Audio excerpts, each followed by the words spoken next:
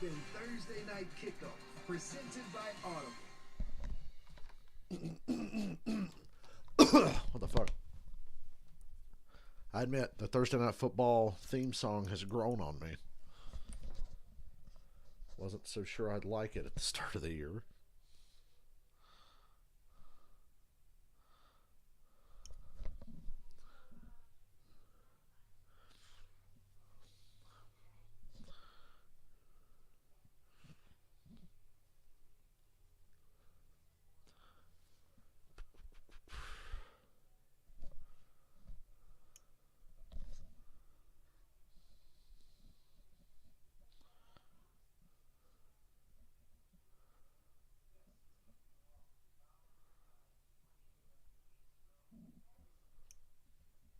Excuse me. I'm bringing up the YouTube app. Just in case anybody for some reason wants to hang out and watch this game with me.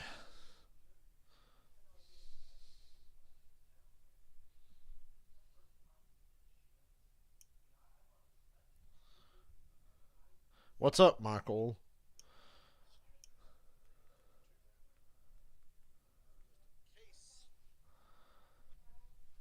The Patriots wearing the throwbacks. We all know that should be their full-time uniform and color scheme, but that's another story. I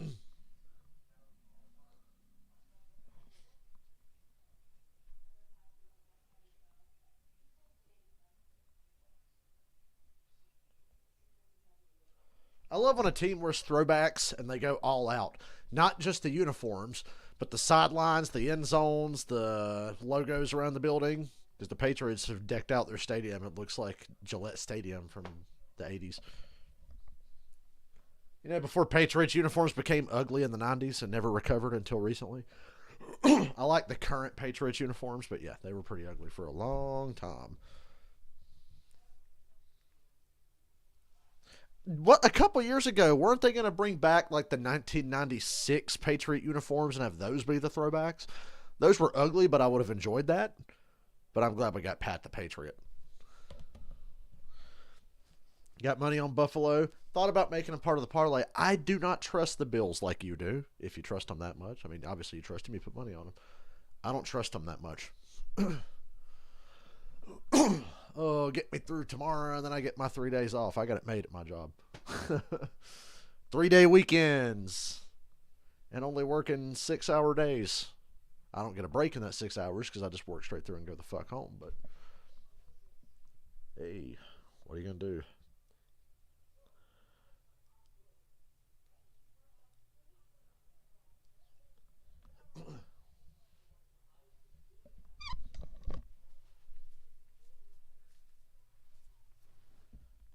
Big game here. Patriots lost brutally to the Vikings on Thanksgiving. The Bills barely beat the Lions. This should be hyper competitive. Brady coming back to the pack. You know what, Michael? If that happened, I would not be surprised. Why would I not be surprised if Brady wound up back with the Patriots? He obviously doesn't want to stay in Tampa Bay. He doesn't want to quit playing, but he doesn't want to stay in Tampa Bay. And would he really, at 45, 46 years old, want to go start over with another new team? Fuck it, go back to New England.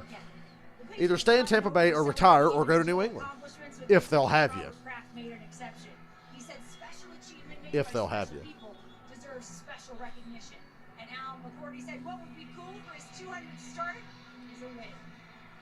Katie, what would be really cool is his brother who just retired, his twin brother Jason, is calling the game tonight on Westwood One Radio.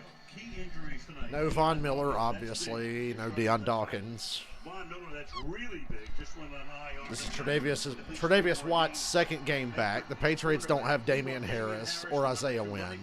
Jalen Mills is out. That sucks because, boy, that alone makes me think the Bills might roll over the Patriots. But we'll see. We'll see if it's like that playoff game or if it's like the regular season games from last year. In his sixth season as the head man in Buffalo, and of course Bill Belichick, who's won AFC East is finally the toughest division in football, and Tom Brady's not in it because he's a coward who ran away to Tampa Bay.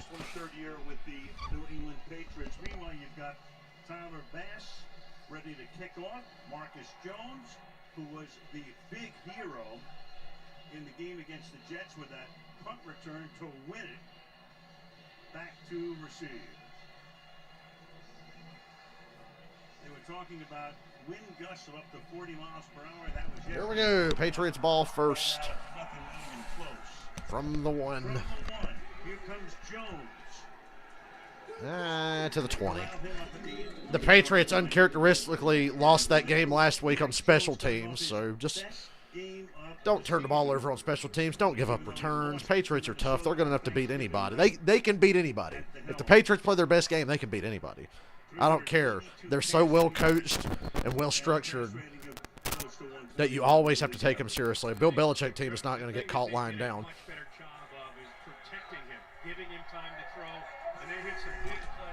Love these fucking uniforms, man. I could look at these Patriots uniforms all day. Stevenson is the running back. Give it to him. Over the right side, he picks up a couple. So Stevenson is their leading ground. Nice to have a Thursday night football game where both teams had the week to prepare instead of a short week. I like how the NFL works that out in the schedule every year, where the Thursday after Thanksgiving, two of the teams that played on Thanksgiving but not each other play each other. Dolphins have a tough one with the 49ers. Yeah, this is the Bills' golden opportunity to get back in this.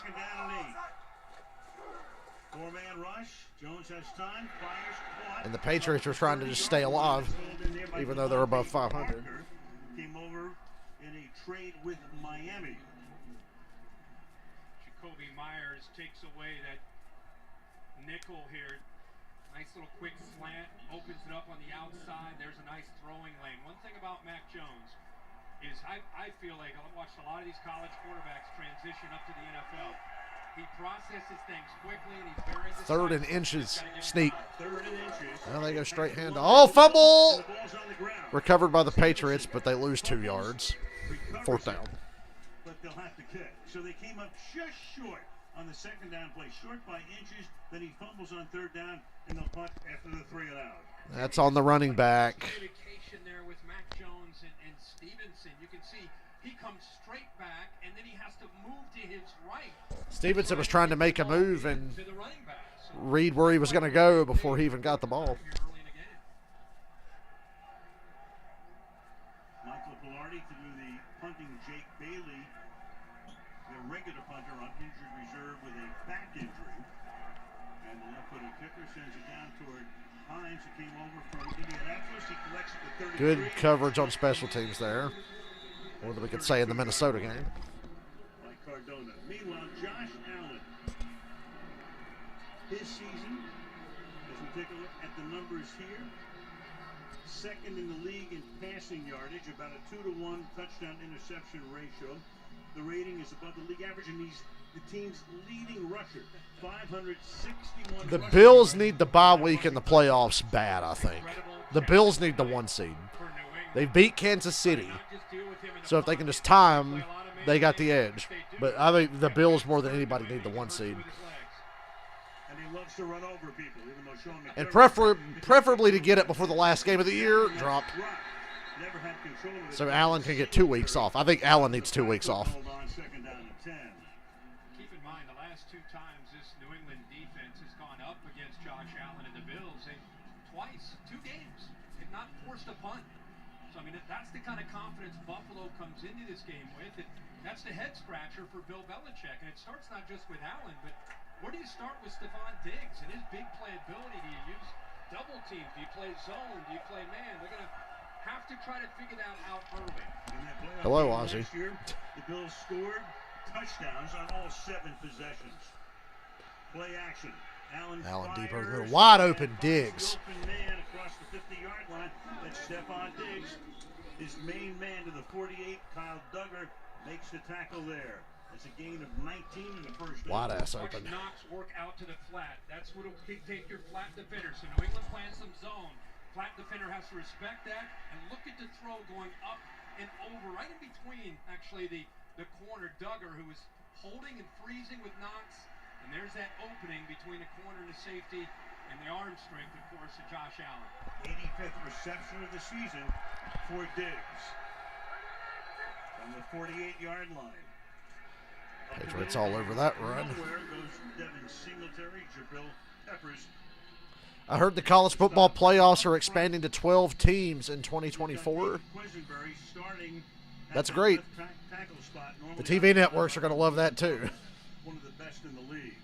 Actually, looks like he's maybe limping here early in the game too. I was always pushing for 8 teams, but fuck yeah, 12. Let's do it. You know, with Quesenberry in for Dawkins, and remember Morse is back in at center, which moves Ryan Bates back to the right guard spot. But yes, Mr. Ozzie, I see you, boy. They've not been blitzing. A lot of zone and I think that ball got tipped. And this Gabriel Davis does not come up with it. It's incomplete. Marcus Jones covering on the play. Making it 3rd down and 11 for the Bills. Ozzie Wazzie. Judon that time, right as you talked about the left tackle, Quesenberry. Judon that time. What do you want, leads Ozzie? the NFL in sacks with Why are you all up in my business, Ozzie? And got right by Quesenberry. That's a heck of a matchup. This cat's all up in my business right now. Ah, another USC quarterback, huh? Because they've all worked so well in the past. 3rd and 11. Patriots bring a little bit of a blitz. Allen runs through it, flips it forward. Holy shit, what a play. Al Michaels is really underselling how awesome that play was. I don't think he was. I think this should hold up. Ball's out. He's well behind the line of scrimmage. Remember, if any part of his body at all is behind the line, he's good. It looked like by the way, what a flip. That was an unbelievable play. What a job of just flipping that out there with the vision. And Okay, Ozzie, I see you. Up, he didn't have time. He just flips it out. 21-yard gain. Diggs wide open again. Diggs making his second grab. Flag. Our first flag of the game comes in. Sean Hockley. It's on Diggs, I think. And already the Bills are moving backwards. Pass interference. Offense number 14. It's a 10-yard penalty. Replay, 1st down. This comes off the ball here against Jonathan Jones, and you'll see him well pat. Nice big. Yeah, a little push there. Not a little push. He nearly toppled Jones over.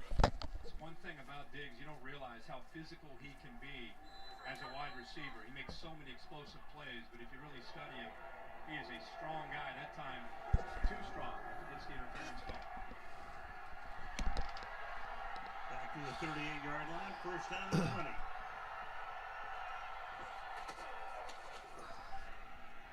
Singletary. To the 33. So Brian Dable was the offensive coordinator, now the head coach of the New York Giants. Ken Dorsey had been... Yeah, Larry the Cable Guy left Buffalo to go coach the Giants. We know. Transition now to offensive coordinator, but that's about... Tell me Brian Dable doesn't look like Larry the Cable Guy. Yeah, it's been interesting watching him, though. Like anybody who calls plays for the first time, it's been a process for him. But in his 4th year in this system, he knows it, and it seems like he and Josh Allen every week get more and more comfortable with how they're attacking. 2nd and 15. Allen up the middle, spinning, sacked, almost lost the ball. Gus Uche was there. Pressure was put on again from Judon coming from the other side.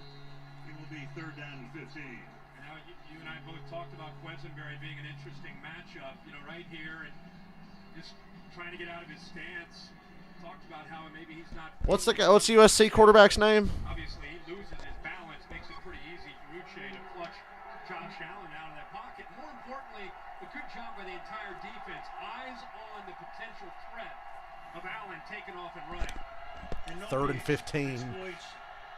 False start. That was a false start. Let's say they're going to call it. 3rd and 20 now.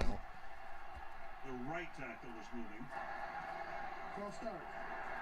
Offense number 79. 5-yard penalty. It's 3rd down. Makes it 3rd down and 20. Lack of discipline hurting the Bills so far. Caleb Williams. I'll remember that name. They just activated John Brown. John Smoke Brown has been around the league for a while. There's Steve Belichick, who does call the defensive signals. Meanwhile, you got Brown, who just rejoined the team. Wide to the right, bottom of the screen. Four-man rush. When Allen's got Tom, he throws it short. That's caught. Just tackle. The 30-yard And the line. Patriots are going to hold him to a field goal. Their number 2 running back. So they get to the 30, 4th and long, and in comes the field goal unit. So this is going to be a big story tonight. It's Uche again, who has great quickness. And this, throughout this game, you've got to be able to take care of Josh Allen's blind side. I mean, when you can get pressure with just rushing forward, allows him to sit back and play zone and keep eyes on Allen and the potential threat at his scramble. Oh, he's tall, then he's guaranteed to not be a good quarterback, Michael. We got another Brock Osweiler on our hands. I'm kidding. Very little wind. Right down the middle. 3-0 Buffalo. Opening drive for the Buffalo Bills results in a field goal. I am so damn thirsty tonight. 3-0 lead in Foxborough. I'll be right back.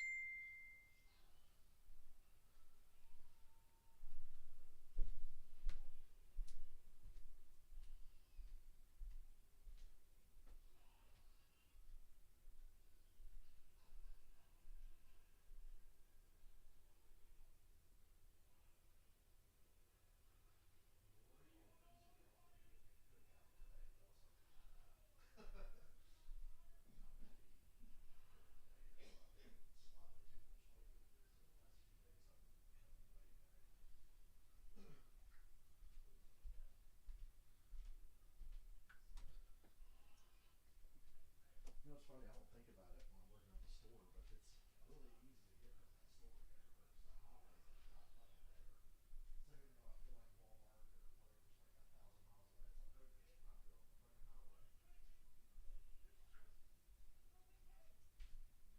I keep hoping for the day where they offer to go on a break and we all go to Chili's or something.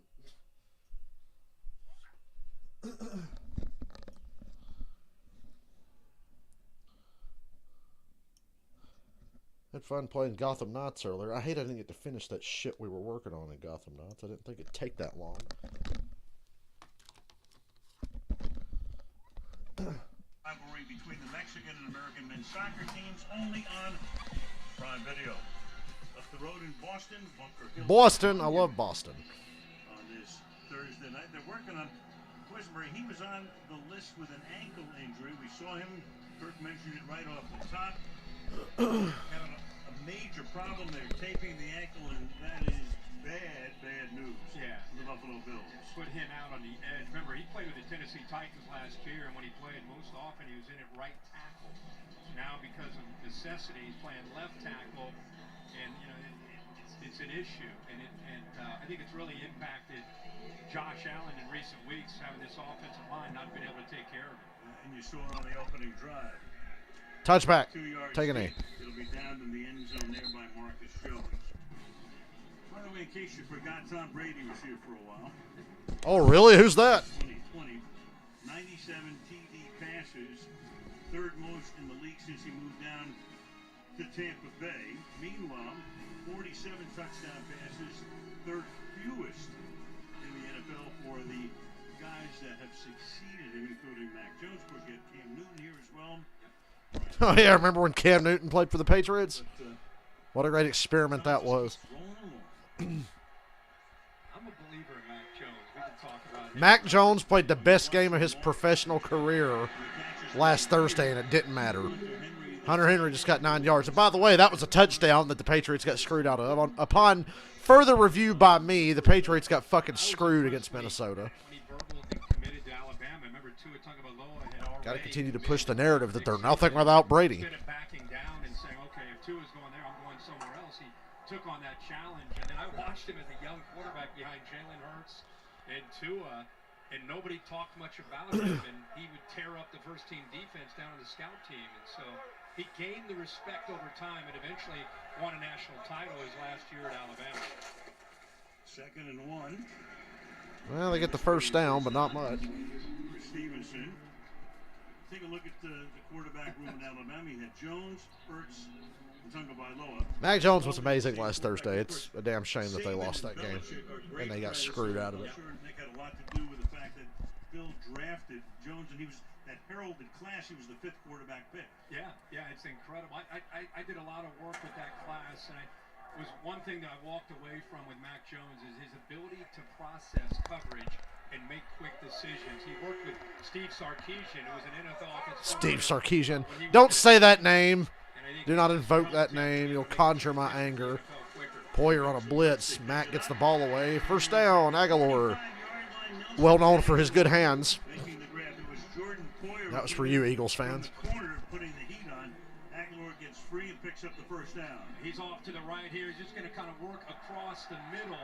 And when you get those linebackers cleared out, Like how Mac Jones play fake to nobody. Good job by Stevenson stepping up in there and giving him the time. We saw what he could do last week when he threw for 382. And I think he's gaining confidence with the people. Well, he needs to have this. It's the right time of year. Have this confidence and win out, Patriots. It's the only way you're making the playoffs, I think. Mac on the run. Made a man miss. To the 47 he goes. I think there's going to be a hold here on the edge. I wasn't sure if they'd throw the flag for it or not. On the left side where he ran to. Holding. Offense number 77. It's a 10-yard penalty. Replay, first down. That's Trent Brown battling an illness. There was some question whether he'd be active tonight, but he is. The call for the penalty here. Boogie Basham one-on-one on the outside. This is another matchup, I think, with the tackles of New England against this pass rush, even without Von Miller. Right as he pulls out of there, grabs on briefly to that shoulder pad and the jersey. Got a hold of that jersey. Even got a hold of the face mask. Mac Jones was actually out of that trouble and picked up positive yards. First and 20 now. Pump fakes the screen, throws the screen the other way. Sets it up for Stevenson. Stevenson. Oh, he fumbled the ball. Aguilar's got to get it. Aguilar recovered. Wow, Aguilar, good hands again. I talk a lot of shit about Aguilar's hands, but he saved the Patriots' ass there. Here's the hit. How about Tim Settle hustling downfield? This is That's what 2 you fumbles ask of your tonight. Big defensive lineman on these screens. But New England recovered both of them. Inside out, and he does that. Rhodes forces it back in, and that big hit by Settle with 315 pounds knocks it loose. But fortunately for the Pats, Aguilar is there to pick it up. That first fumble was actually charged to Jones on the hand. That should not have been a Matt Jones fumble on that handoff earlier. That was a Stevenson. Screen, got a block. Turns on the Jets. It's a race to the sideline with Poyer. He made it miss. Touchdown. Woo! So this guy plays special teams defense and Just like that. can play offense as well as you just saw. Well, Hamlin gets caught sitting. Poyer can't believe he missed that tackle. See, he's back here. This is a run designed to go to the right, but with deep coverage and pressure here. Good job of Mac Jones seeing it. Now just get it out there to a playmaker. One half block, and then it was a race to the sideline, and Poyer laid out and missed the tackle. I can't believe Poyer missed that tackle. He's a punt returner. He's a nickelback, but just like Bill Belichick. He's a nickelback. He's a big rock star. Just get the ball in his hands, and they do. That's his first snap. 7-3, New England. You gotta love it. Won't be his last either. Nick Folk with the Oh, Amazon, I love your music choice. With 4:46 to go in the quarter, New England takes the lead.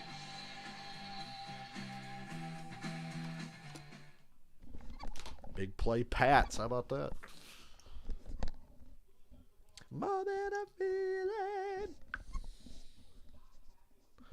More than a feeling.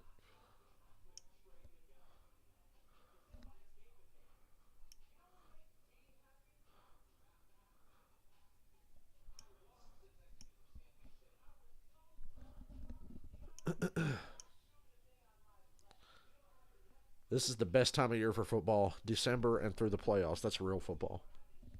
Real football. And this game really means a lot.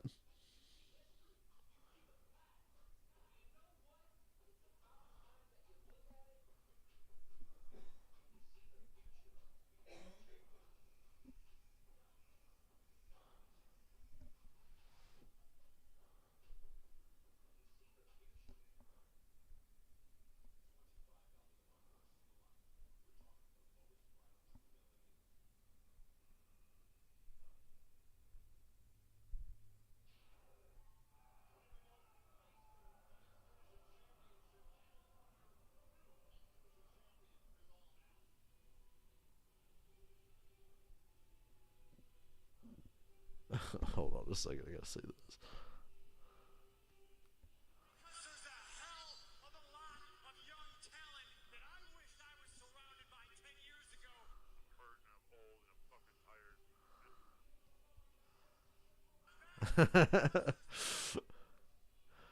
It's CM Punk. It says when you first started your job, and it's got CM Punk talking like a year ago, where it's like, "There's so much young talent in AEW that I wish I was surrounded by a decade ago." And then it says after you've been at your job for a while, and it's him going, "I'm hurt, I'm tired, I'm old, and I work with fucking children." The Patriots really have had that kid all over the field. I couldn't believe it was him. I was like, "Damn, that Davis guy caught. Oh shit, he's gone." It's like, damn, touchdown. 17 drives in the last 2 games, 11 touchdowns, 2 field goals, no punts, 0. Let's not talk about that Bills-Patriots playoff game from last season. Against one opponent, but tonight, the Patriots take the lead 7-3. We were talking about Jones, first snap on offense. He did play some receiver in his senior year at University of Houston. And now he's lined up on special teams. All about that. And how about the wrinkle, right? You always expect the unexpected with Bill Belichick in a big game in December, and there's a first example. Good special teams there by the Patriots. Shocking, I know.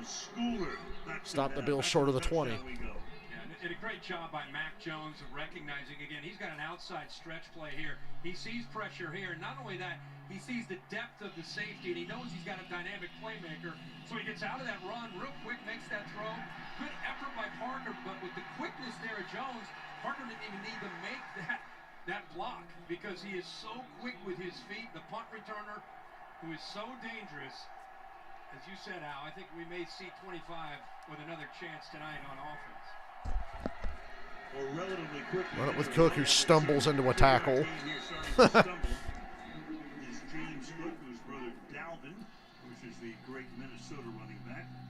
The Bills cannot afford to lose this game. They really can't. They cannot afford to lose this game. Can you believe the Dolphins 49ers is such a big game? Is that like the first time in 30 years that Dolphins versus 49ers has meant so much? Like it does on Sunday. I hope that's the game I get Sunday.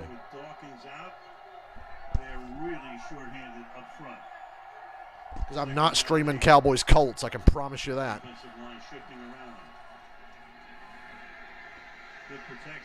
Little short throw to Cook. First down. Up to the 35-yard line goes James Cook. Stop there by Jonathan Jones. About 18 Joneses are in the game. This is a great job by Josh Allen. This is something that they've really stressed to him. Sometimes he gets a little impatient, force the ball downfield. They really want to see him, especially against this Belichick defense. It's okay. Check it down. You know, whether it's Dawson Knox, when you're checking it to Cook or Singletary, we'll take those throws and those gains as positive yards all night. On the 3.5 minutes of the quarter. Allen on the run has to throw it up again. Knox can't hang on. He would have got at least 5 or 6 yards out of that. This time it was Lawrence Guy getting a good push in the middle. They also brought pressure late with Duggar, who ends up actually hitting Josh Allen right after the throw. You'll see him come through, but you also get a good push to the inside. Loser! Right there. You're a loser! Lawrence Guy, watch to the left, gets around the tight end Knox, and boom, makes that big hit right as he releases the ball. has taken a few. 6'5", 237, but durable. Mentioned before, likes to run through people, likes to run over people when he can. Hurdles. About a yard, 3rd and long, 3rd and 9. I like how the Patriots are playing. You know the Bills are good enough to come back and win this thing. Patriots are a bit of an underdog here. Pride of this defense and how embarrassed they were in that wild card game all week. Here locally, the media talking about, man, the last 2 times, coach, you played against Josh Allen, you haven't even forced a punt. You don't think they've heard that all this week? Showing up tonight with a bit of a chip on their shoulder. And in a huge game for them. Yes. Shut the fuck up, Lou-Red. Allen rolling and throwing. That's pass interference. I mean, that just looked like pass interference. I don't even need to see the whole play. Covered there by Jack Jones, and the penalty will go against New England. Pass interference. Defense number 13. The ball will be placed at the spot foul. First down. It's unfortunate for the rookie out of Arizona State. He loses his footing, which causes this interference. He loses his balance right there, and then just his arms get Accidental pass interference, but interference, I guess. It's a big 3rd down and a big penalty there against the rookie. Yeah, it was 3rd down and 9, 22-yard penalty. Damn, son. At the 43 Brutal now. penalty. 2.5 to go in the Patriots first cannot afford to give up penalties like that. You saw the numbers that the Bills have put up against them the last 5 games. Speaking of which, damn, if Cook gets rolling and lives up to the hype or the potential, the Bills might actually have a running game in time for the playoffs. How about Ryan Bates and Spencer Brown? Watch the push, just clean it, wash it all the way down. Nice big hole. You get them tight end also. Game's good so far. Patriots have come out strong, but they gave up a big penalty on a 3rd and long, and Cook just gashed them up the middle. Got the Bills in the red zone.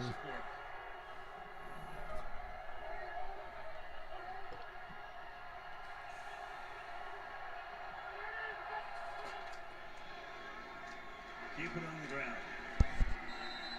Look at the Bills trying to establish a run. Josh Allen can get some running game going between the tackles with Cook, or if Singletary comes in there. As we know, that's where he is just so dangerous, where he gets under center and they get their play action game going, where he can get around the edge on a boot. Now he's got a chance to run, or he's got a chance to throw. That's what affects the eyes of those safeties and those linebackers when the Bills get that running game going.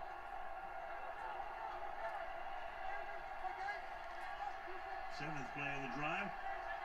They've run on 4 of the first 6.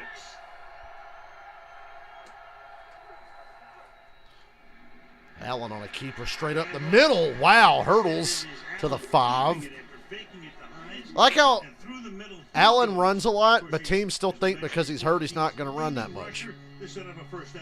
And then he just takes off up the middle right here. Fooled me. Because subconsciously I keep thinking they're not going to put Josh Allen in harm's way. He can't help himself. He'll tell you, yeah, I know. I got to slide. Yep, I got to get out of bounds. Then he goes, now the Ravens are going to get up 42-0 on the Broncos, and the Broncos will come back and win 43-42 because that's what the Ravens do. First and goal. Lol, the Broncos score. Have the Broncos scored 42 points in like 8 games this year? Jesus Christ. Well, that's a hell of a way to end the quarter. And that will probably take us to the end of the first quarter. So the second quarter will begin with a 2nd down and goal for the Buffalo Bills. End of 1, New England 7, Buffalo 3. And we're back from Foxborough right after these messages. 7-3 New England. I'll be right back. I'm thirsty again.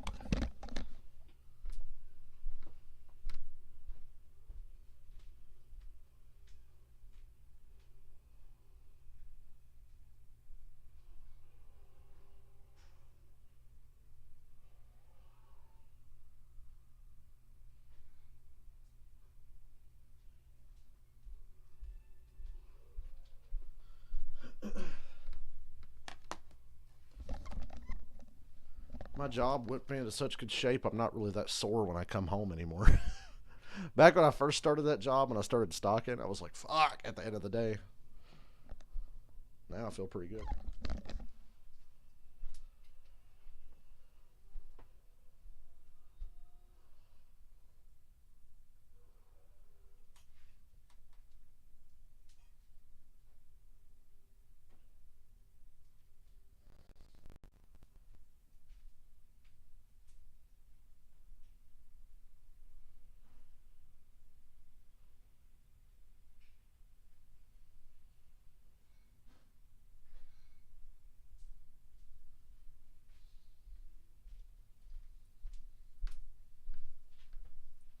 I've been sleeping really well lately because I can breathe, which is such a huge bonus in my life.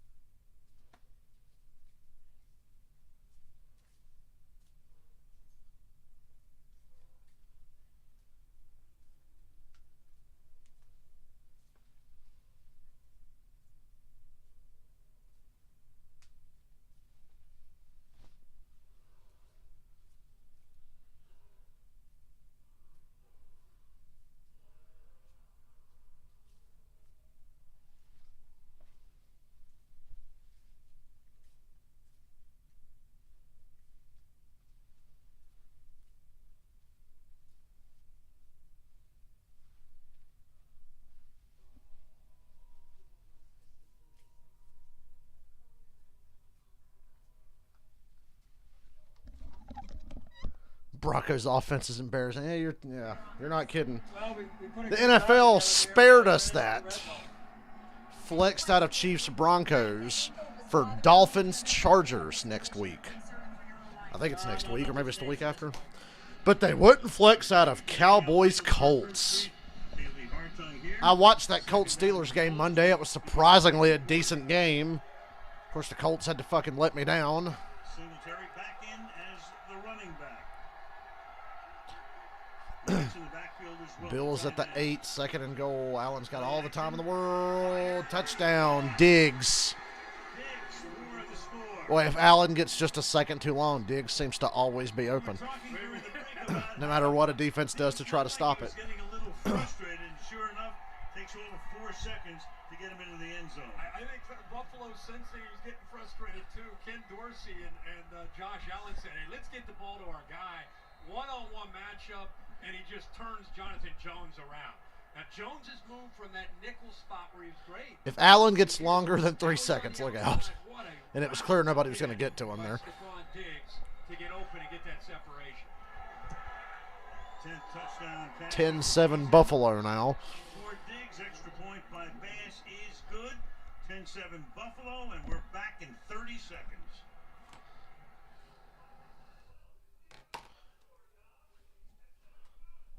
God damn it, I really wanted to finish that shit in Gotham Knights. I'd do it tonight, but I gotta work tomorrow.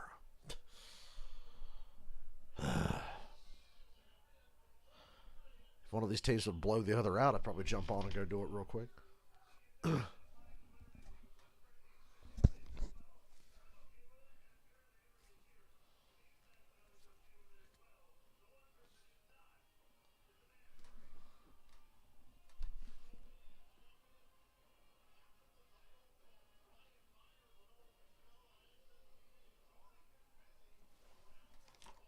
Kansas City.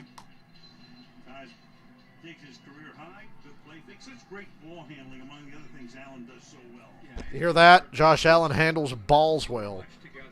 Al Michaels would know this? You know 17 is going to look 14 up, but he had great opportunity there. Pushed it to the inside, flipped his corner Jones, and just able to pull away pretty easily. Ken Dorsey, by the way, is a play caller. Really good job of keeping his patience and running the football much of that drive. Here's Marcus Jones. He scored the touchdown from the 2-yard line. Oh, I tripped up. Then gets fouled up at the 18-yard line. Late flag. luckily, as Jones in the offense comes back out. In the early moments, and a little pushy shovey going on in the middle of the field. Let it go. It's a fucking kickoff return. Let it go. Kissy face. Yeah, a little energy. Shaq Lawson actually got involved in that a little bit. During the return, holding, return team number 97. The penalties half the distance to the goal. It's first down.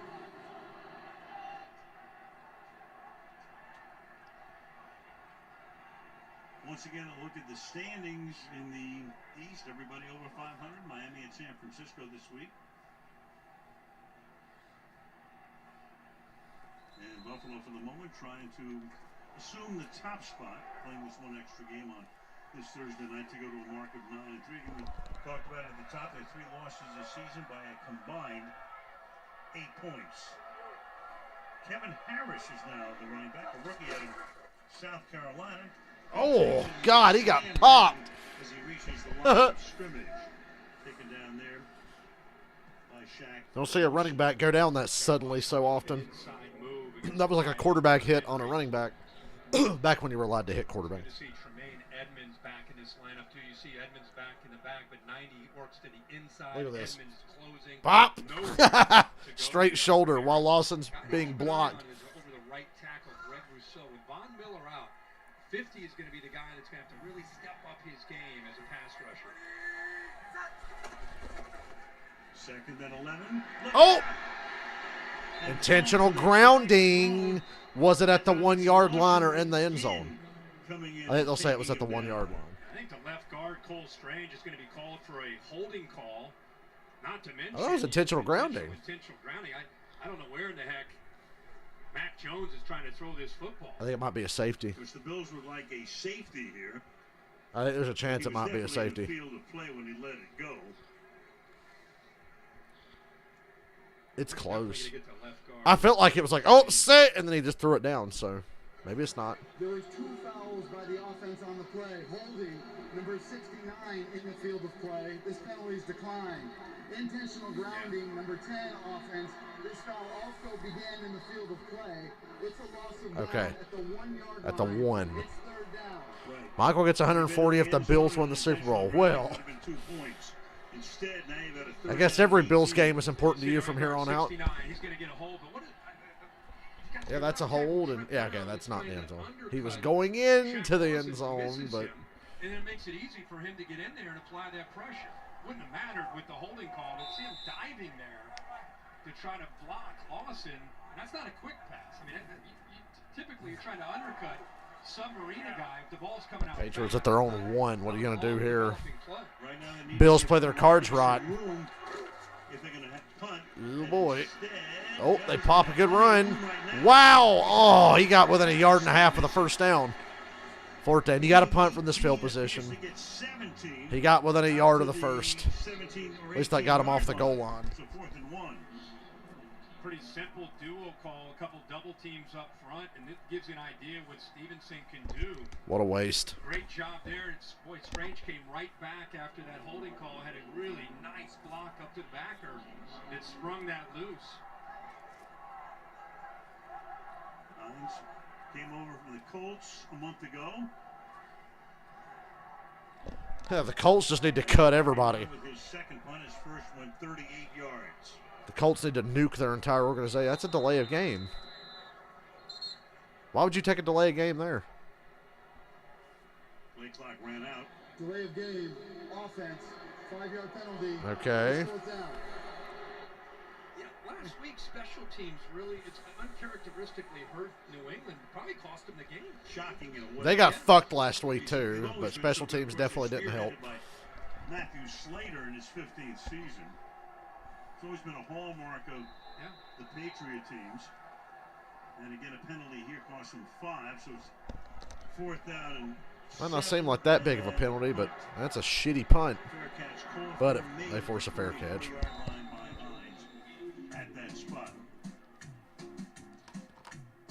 Well, this music choice tonight's hilarious.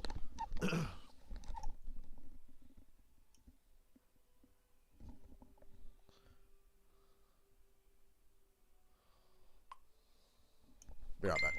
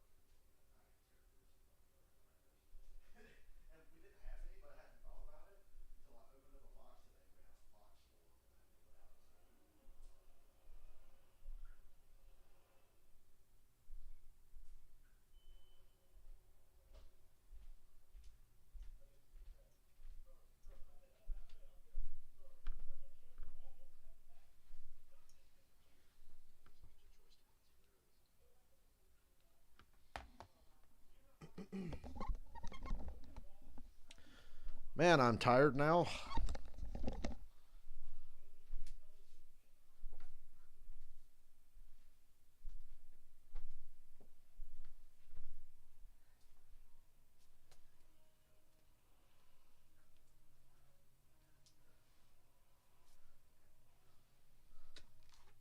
This week, NFL players are wearing customized cleats in honor of the causes they support through My Cause, My Cleats. Text MCMC to 635635 to hear player stories and bid on their custom cleats for charity. Tonight, Matthew Judon's cleats represent the Ellie Fund, which provides essential support services to breast cancer patients, and he knows how stressful the disease can be for a family, as his mother, Pioretta, is a breast cancer survivor. Watching her raise 10 kids, he told me he knew she was a strong woman, but through her battle, he learned her strength was unmatched. Now, Yeah, thank you, Kelly. I mean, this is a tradition the league started a few years ago. Great thing. And the players have really bought into it. Yeah. We talked to Devin before he... Nah, I mean, I felt fine streaming Gotham. I'm just tired from work. Players are not just excited about I'm not sore, but I'm tired. what they're behind. I do look forward to going to bed a lot these days. From the 44, Allen with plenty of time again. Oh, he's got Gabe Davis. Oh, he lost it in the lots. He looks like he lost it in the lots. He had about 2 steps on the corner that was covering him. That would have been a touchdown. I'm sad I had to leave that Gotham Knights game. I had 3 random people with me. Hesitation and then by him. See, Jones bought it.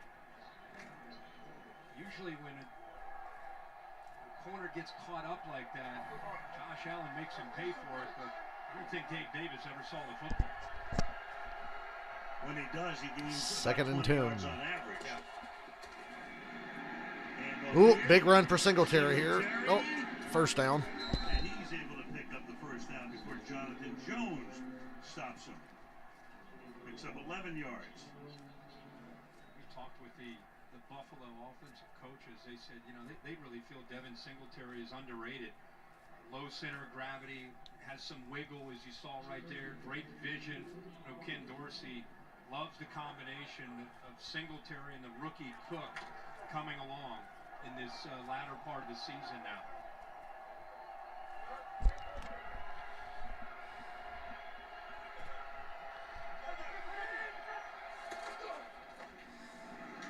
Give it to him again. Singletary, 4th year with the Buffalo Bills, 3rd round pick out of Florida Atlantic in 2019. Anytime you play, anytime you play Bill Belichick, you're always going to have to deal with some surprises. It takes you a while to kind of figure it out. There's Godshaw in the middle. It's a great battle of strength in the inside, but it takes you a series or two.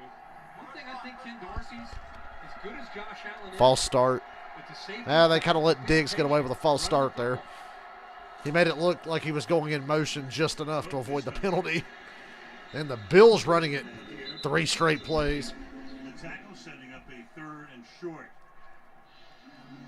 makes sense if you're Bill Belichick and his defensive staff. Don't give up the explosives. Make Josh Allen be patient. Make them run the ball. Keep in mind, New England's red zone defense in the top 10, they're 7th in this league. So they'd rather make them go the long way and try to squeeze them in the red zone. It's pretty much a league-wide trend this year. Everybody giving you the short stuff to take away the deep stuff, the explosive plays. 3rd and 3. Oh. And that's caught at the 30-yard line. McKenzie at the 30. He wasn't touched down. He gets back up and gets a few yards. McKenzie makes the catch. So Allen going backwards. It's not looking good for the Patriots all of a sudden. Like you said, If the Bills can finish this drive, put the Patriots in a bit of a hole. Right here. Good indication of how strong his arm is. Left tackle concerns continue, but he's able to recognize that and get the ball off. Well, That ball looked like it was going to be completely inaccurate when it left Allen's hands. He was touched. He did too. Yeah, but just flips that ball with his wrist and throws it 15 yards. Oh, there it is. Yep.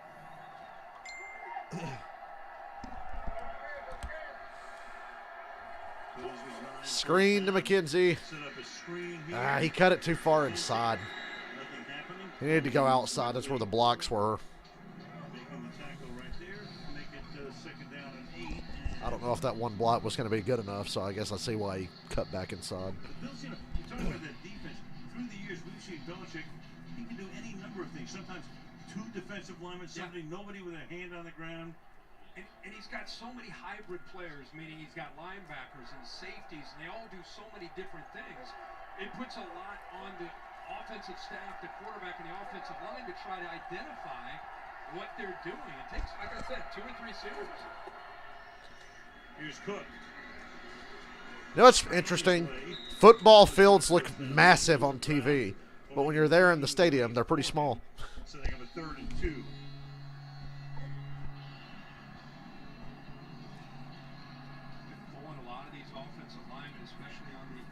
Edges with the tackles, Brown and Quesenberry, trying to get these linemen on the move. Continue to be in these 3rd and comfortable situations for Allen. Bring in an extra lineman. Bobby Hart here on the 21-yard line. Singletary is the running back. 3rd and 1, they run it. 1st down. I love this running game that they're doing. More of this, Buffalo. 9 minutes to go in the 1st half in Foxborough. Here's the game within the game. New England wants to see if they can hold up in this red zone. You're not going to give up those big plays the best you can against Stephon Diggs and Gabe Davis and Isaiah McKenzie. And now this becomes the game. Can Allen, who's had some struggles in the red zone, can they make plays down here? Big sets up wide to the right. Keep it on the ground here. Another run. 6 yards. Cook tonight carried 7 times for 49 But the offensive line's having fun. And they're keeping Allen from taking hits. It's good to see Mitch Morse back. You see Bates come down, helping the double team. Then you get the right tackle here, Spencer Brown, getting up to that 2nd level. Off the double team, up to the backer. Great execution right now. I asked Joe Brady, I said, how do you get better with the red zone? The big thing, he says, we got to run the ball. We can't just put it all on Josh Allen in the passing game. 2nd and Another 4. run. Cook, 3rd and 3. Of course, when they run the ball, it also means Allen can run it as well. Yeah. You can also do a boot or a naked and get around the corner where he's really Bill's just sitting on the ball here. Mac Jones trying to stay warmed up over there. On the sideline, Buffalo has a 2-to-1 time of possession advantage. Had the ball for nearly 16 minutes thus far. At this point in the season, shit like time of possession starts to matter. 3rd down and 3. Everybody's hurt. Everybody's sore. These defenses are tired. Wide open to the flat. McKenzie 1st down. 1st and goal. They throw it short on these little. They run the ball enough to get to 3rd and short, and they throw a little quick pass. Now it's 1st and goal. They've done that 2 sets of downs in a row now. It's not the most thrilling offense to watch, but I'm enjoying it. And it's making this game go by faster, which means I get to go to bed sooner. We're going to build a wall in Buffalo because they wouldn't let me buy the Bills. Remember that? I tried to buy the Bills. True story. And they wouldn't let me.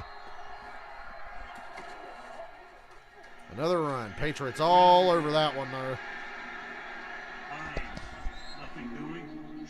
Think you're going to have to throw to get this one in. From the 8-yard line, it will be second down and goal.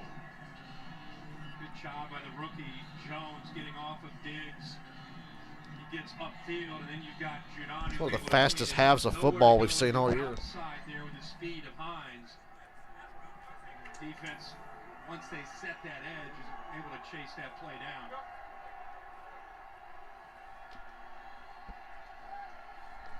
Thirteenth play of the drive. They've run it 8 of the prior 12. Now to the air. There you go. Oh, off the hands of Gabe Davis. It was just out of reach. Trailed by Jonathan Jones. 3rd and goal. Get there, it's third Yeah, down. gonna have to throw it to get this one in. I was right. We saw Diggs score that touchdown with that same When he threw that over there to that corner, I thought it was going to be Diggs again, but it was Gabe Davis. He doesn't quite sell it as But did they mention he averaged like 20 yards a catch? Still had separation. Something crazy. This is who New England feels most confident putting out on an island, but there's the separation. The ball just thrown a little bit too far to the outside. 3rd and goal. Just to the outside. Those rare drives, 13 plays where they're averaging less than 4 yards per play. 48 yards total on the drive. Patriots are smart. They don't blitz, but they spy Josh Allen. They're spying him. Oh, he finds that was some Mahomes shit. Touchdown. In the end zone. That was some Mahomes shit. He run out of room. He got to the sideline. That's a touchdown. Another flag, which is thrown at the 1-yard line. Ha! So Mack Wilson was chasing They him. spied Josh Allen. It almost worked. Before the pass was thrown, Holding on the defense. defense number Decline. 15 Touchdown Buffalo. This is crazy. I was like, they're not blitzing, and then I saw that. touchdown. What a play. I think it was a safety or somebody was following Josh Allen. Oh, they spotted him. He's chased, he's hassled, and he's able to get it away. But it's incredible he stays in bounds. Who And was we that? see him often work to the right sideline. In fact, he's done it before. Yeah, New England, this is not your not. The Bills are going to win this game going away, I think. Airborne before he goes out of bounds and throws back against the grain. Every no-no there is known, and Big 17 can pull it off. Cue Buffalo fans going, well, if that was Patrick Mahomes, y'all talk about that for the next 30 years. We know. That was a hell of a play. 17-7 Buffalo. There's some crazy plays in this game. One-sided it is becoming, though. Buffalo. And I don't feel good about New England's chances. I regret to inform you.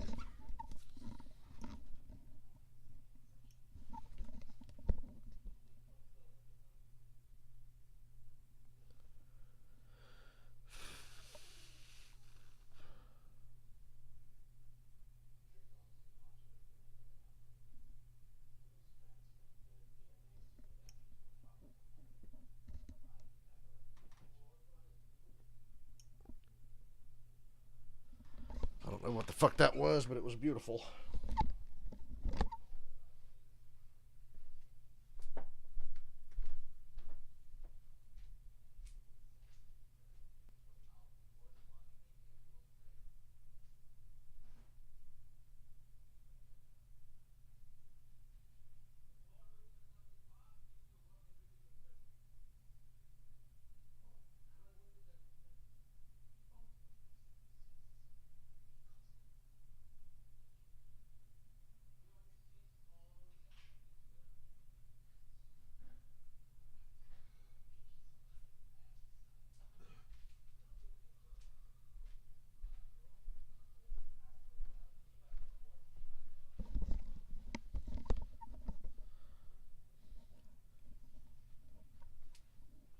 Bills were methodical there, and then, of course, there's a crazy freak play at the end of the drive to make it exciting.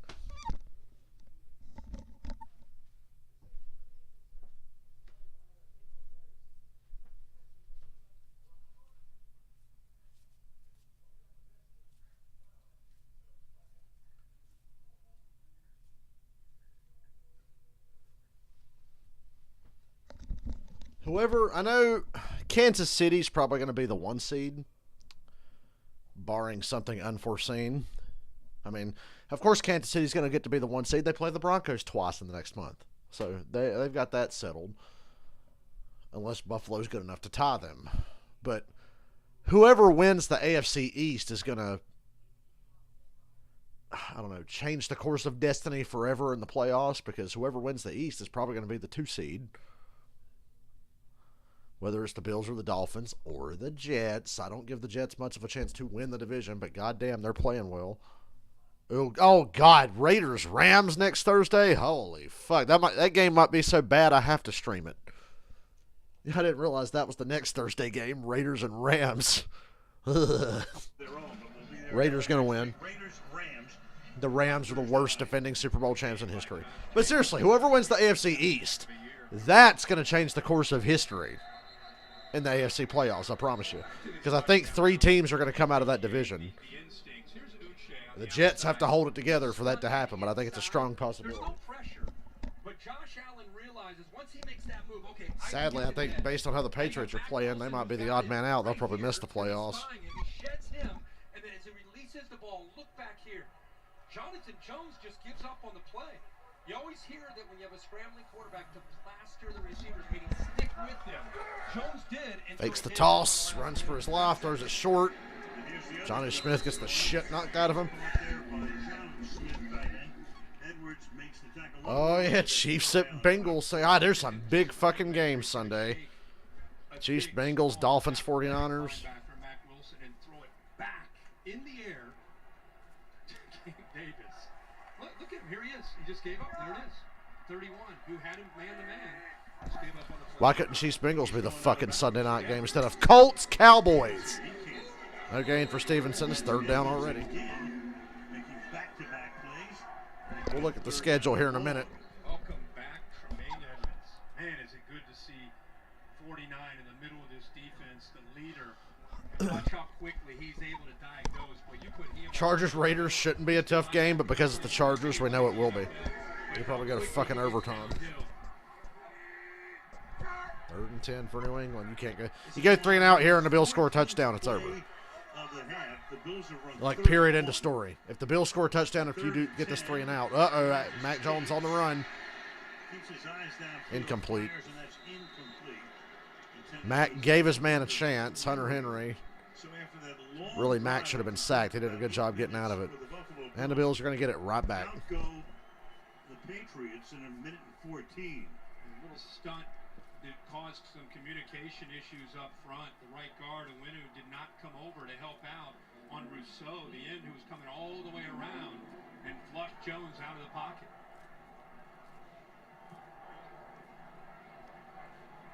With his 3rd punt. Think about all the things we take for granted in a football game, like a long snap. Realize how hard it is to be a long snapper? Yeah, you got one job, so you get really good at it. But you realize how much can go wrong on a long snap? Hell, even on offense, a shotgun snap, a lot can go fucking wrong. A lot more than any other, a lot more from a snap under center, you know. I'd be stressed out trying to catch a long snapper, be a long snapper. I just like saying the word snapper because back in the day that was like a euphemism for pussy. So, why did that ever go away? When as a culture did we get away from calling pussies snappers? I wasn't alive back when that was a thing, but I always heard about it because George Carlin had a great joke about snappers. He talked about there was a lawnmower called Snappers. A snapper, and he goes, I've seen a lot of snappers in my day, but none that could cut grass. Fucking love George Carlin.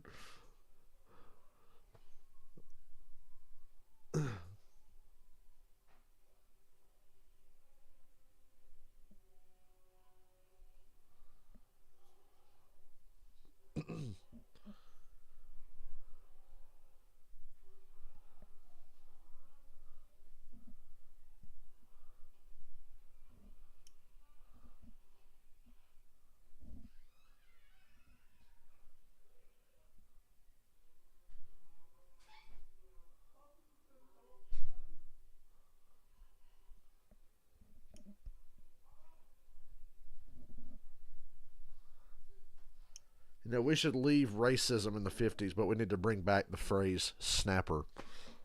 Or the euphemism, snapper. I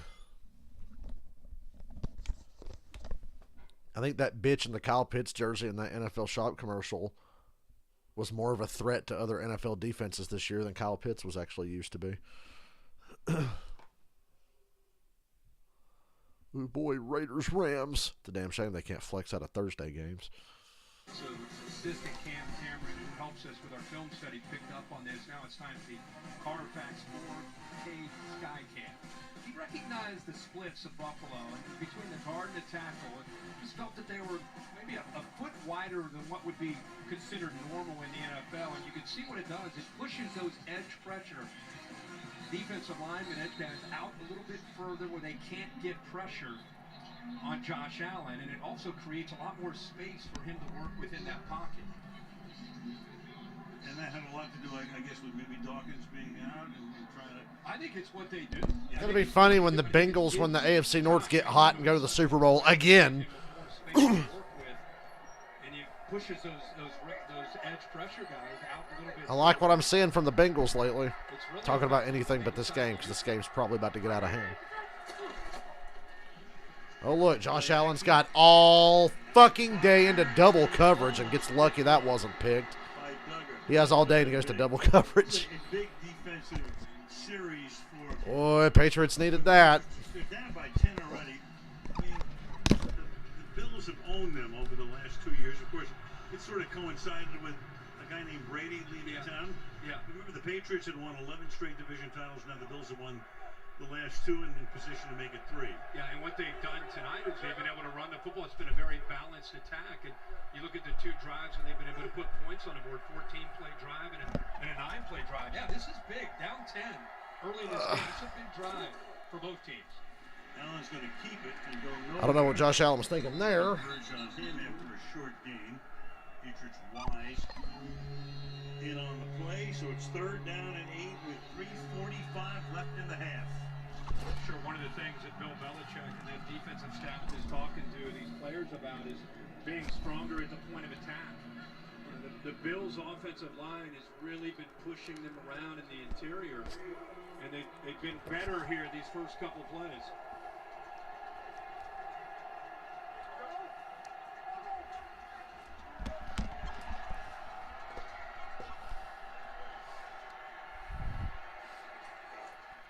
Big chance for the Patriots here. Allen's got Tom.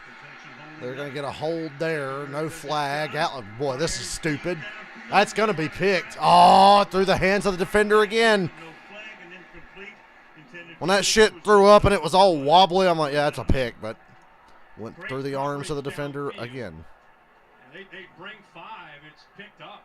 Eventually gets flushed. I almost look at this like he's thinking maybe I'll get pass interference. Worst case, it's intercepted, but it's like a punt.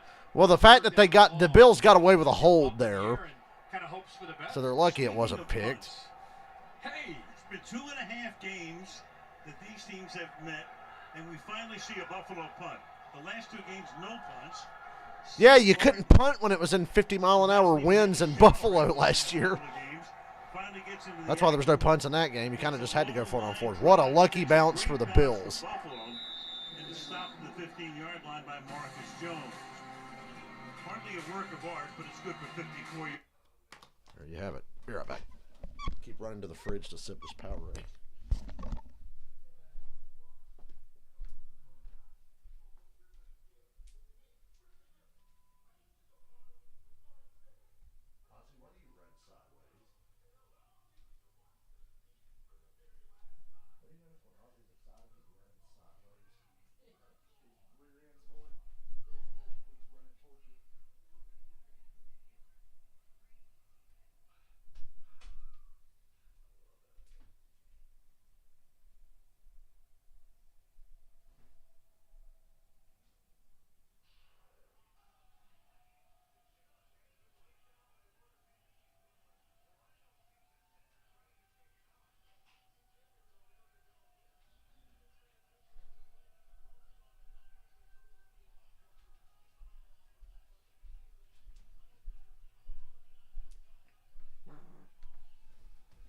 It's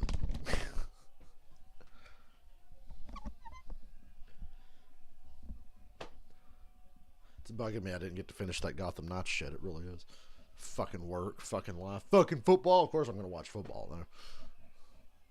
That's why I wish the Bills would just go up 40-7 at halftime and I'd just stop.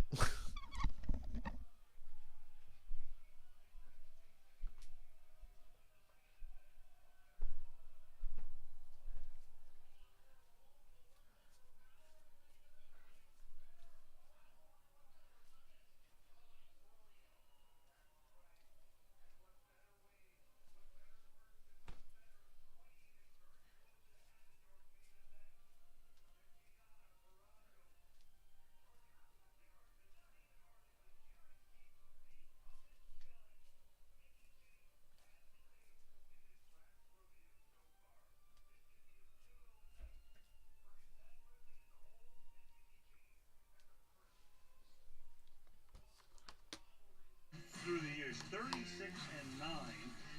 his record in the regular season.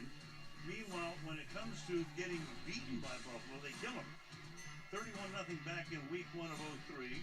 Yeah, remember in 03 when the Bills with Drew fucking Bledsoe beat the Patriots 31-0? But you go back to 31-0. Fucked up world we lived in back then. What happened? They wound up winning the Super Bowl. Steelers Falcons. I'm going to stream Saints Tampa on Monday night because unfortunately that game has potential playoff implications. Saints Bucks. Hard to believe, but Saints Bucks has playoff implications. 2 below 500 teams are playing for something. God, at this point I just want the Panthers or the Falcons to just get their shit together. Even if it's the Panthers, I'll take that. Go Panthers. Win the South. It'll be hilarious. Especially if you do it with Sam Darnold at quarterback. Skip Bayless's fucking head will explode.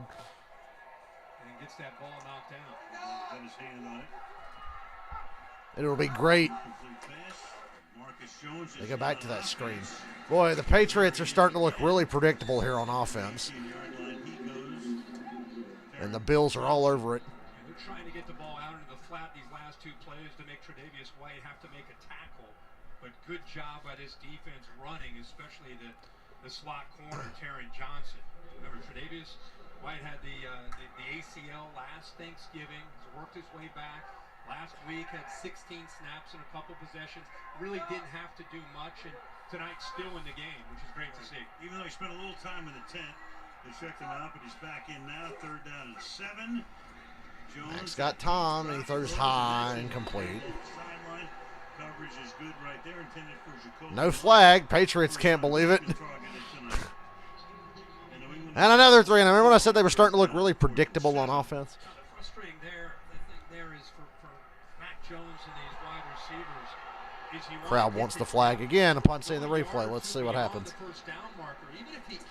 Nah, that's not interference. Your shit's weak. Get over it. Pilardi now, his 4th punt of the night. And taking over until Jake Bailey is ready to return for his back injury.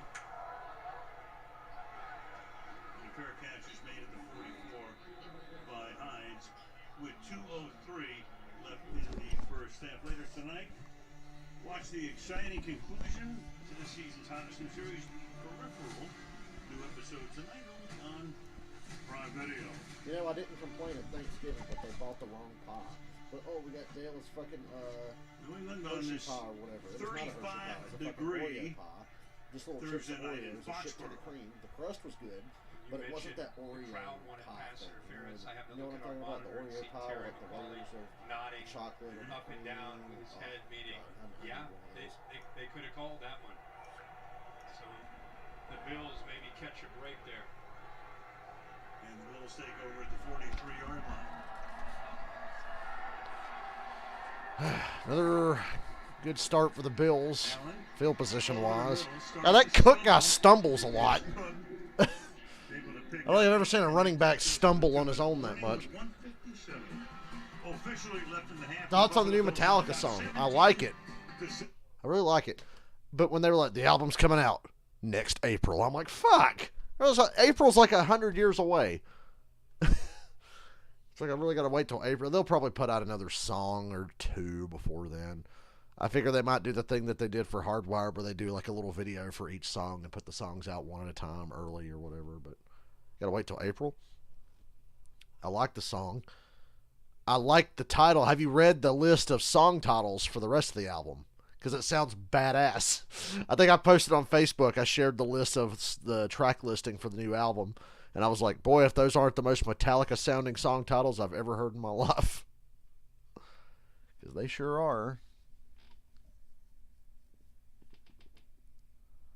Longest 5 minutes of the second. You're not fucking kidding. This game was whipping by. And now the Patriots have grinded the shit to the Hawks. They can't move the ball.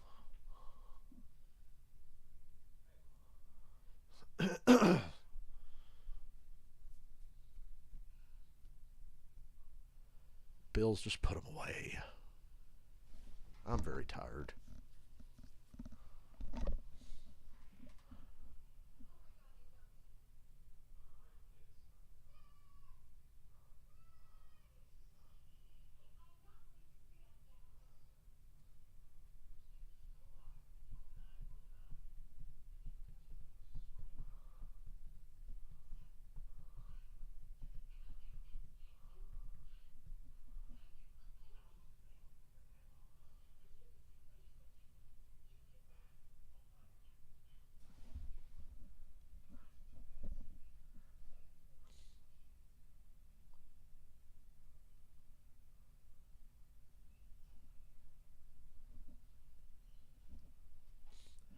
Oh, that pizza in that commercial looks really good. I want some pizza. I'll have to get some tomorrow. I want pizza and wings, but that shit costs like $40. I don't want to pay $40 for a fucking meal. Yeah, maybe if they play the Grammys with Lady Gaga again, they'll remember to turn James Hetfield's fucking microphone on. Boy, he was mad. Lars said that's literally the maddest he's ever seen James in like the last 20 years. I'm like, Jesus, some kind of monster was in the last 20 years. So that's pretty mad. Where it began for him, coming up at halftime, where it began at least in terms of professional football. There they are, all bundled up on this. Bills at midfield, second and short. Allen got Tom. Diggs for a first to the New England 41. Holding it in there is Stephon Diggs. Jonathan Jones covering on the play.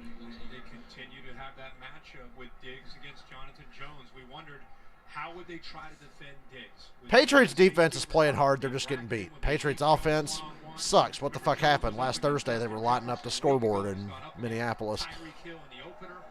And tonight he gets the assignment of Diggs, and Diggs again with a good Patriots special teams been mostly solid. They're definitely not winning the field position battle though. Allen with good protection again. Nothing there. Uche got in there to hurry it up. It's a second down and 10. You and I were talking about the last time Allen had the ball, how big the series it might have been for the New England defense down 10. This one might even be bigger, under 2 minutes to go. New England, of course, had the ball first because Buffalo defers, so they get the ball to start the second half. Looking for that 2-for-1. Yes. Second and 10. God, I need to get me some Papa John's. I keep eating Little Caesars because it's cheap, and I get the stuffed crust, so they have to make it fresh. I miss Louis. My place, Louis, closed here a while back. I've talked about it on streams in the past. Holding on the Bills. Touchdown will not count. And what a damn shame it won't count. That was a beautiful play, but it was helped by a hold. They're going to call a hold here on the offense. It was a 41-yard play. A 41-yard bomb, but because there's a hold, does not count. Yeah, I think the tight end on Judon. How about, by the way, how about the throw? I know it doesn't count. On the run.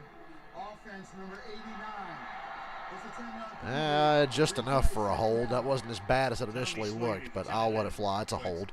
Look at this throw on the Woo, Josh Allen. 60 yards downfield, right down the money. I mean, I know it didn't count. It's a damn shame that didn't count. That's like that time DeAndre Hopkins caught the ball with his taint in between his legs and it didn't count. So that goes by the wayside. Tommy Sweeney, who Oh, well, 2nd and 20. Throw it up again. I know Diggs is off the field right now, but Gabe Davis is still out there. McKenzie's got speed. They're not going to go for a deep throw here. They're going to look to dig out of this hole and make these next 2 downs easy. There you go. To the 41 goes Shakir. His first Tupac Shakur is playing wide receiver. I'm kidding. gets up to the line of scrimmage, but a timeout is How much is a hot and ready? That's about what it is here. Hot and ready here is like 41. $8 to $10 or something.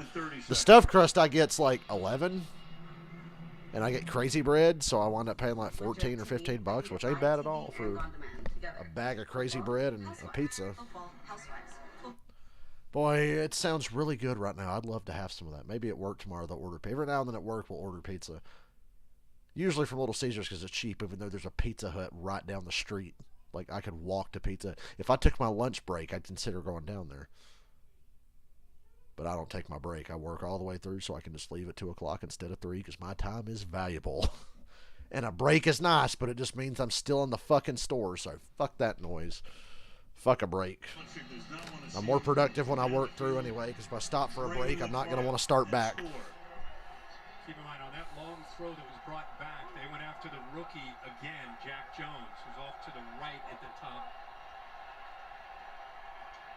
Number 13, he backs up. 3rd and 10. Oh, good pass rush. Allen stripped. Judon's got it. Patriots with Judon coming up. A takeaway.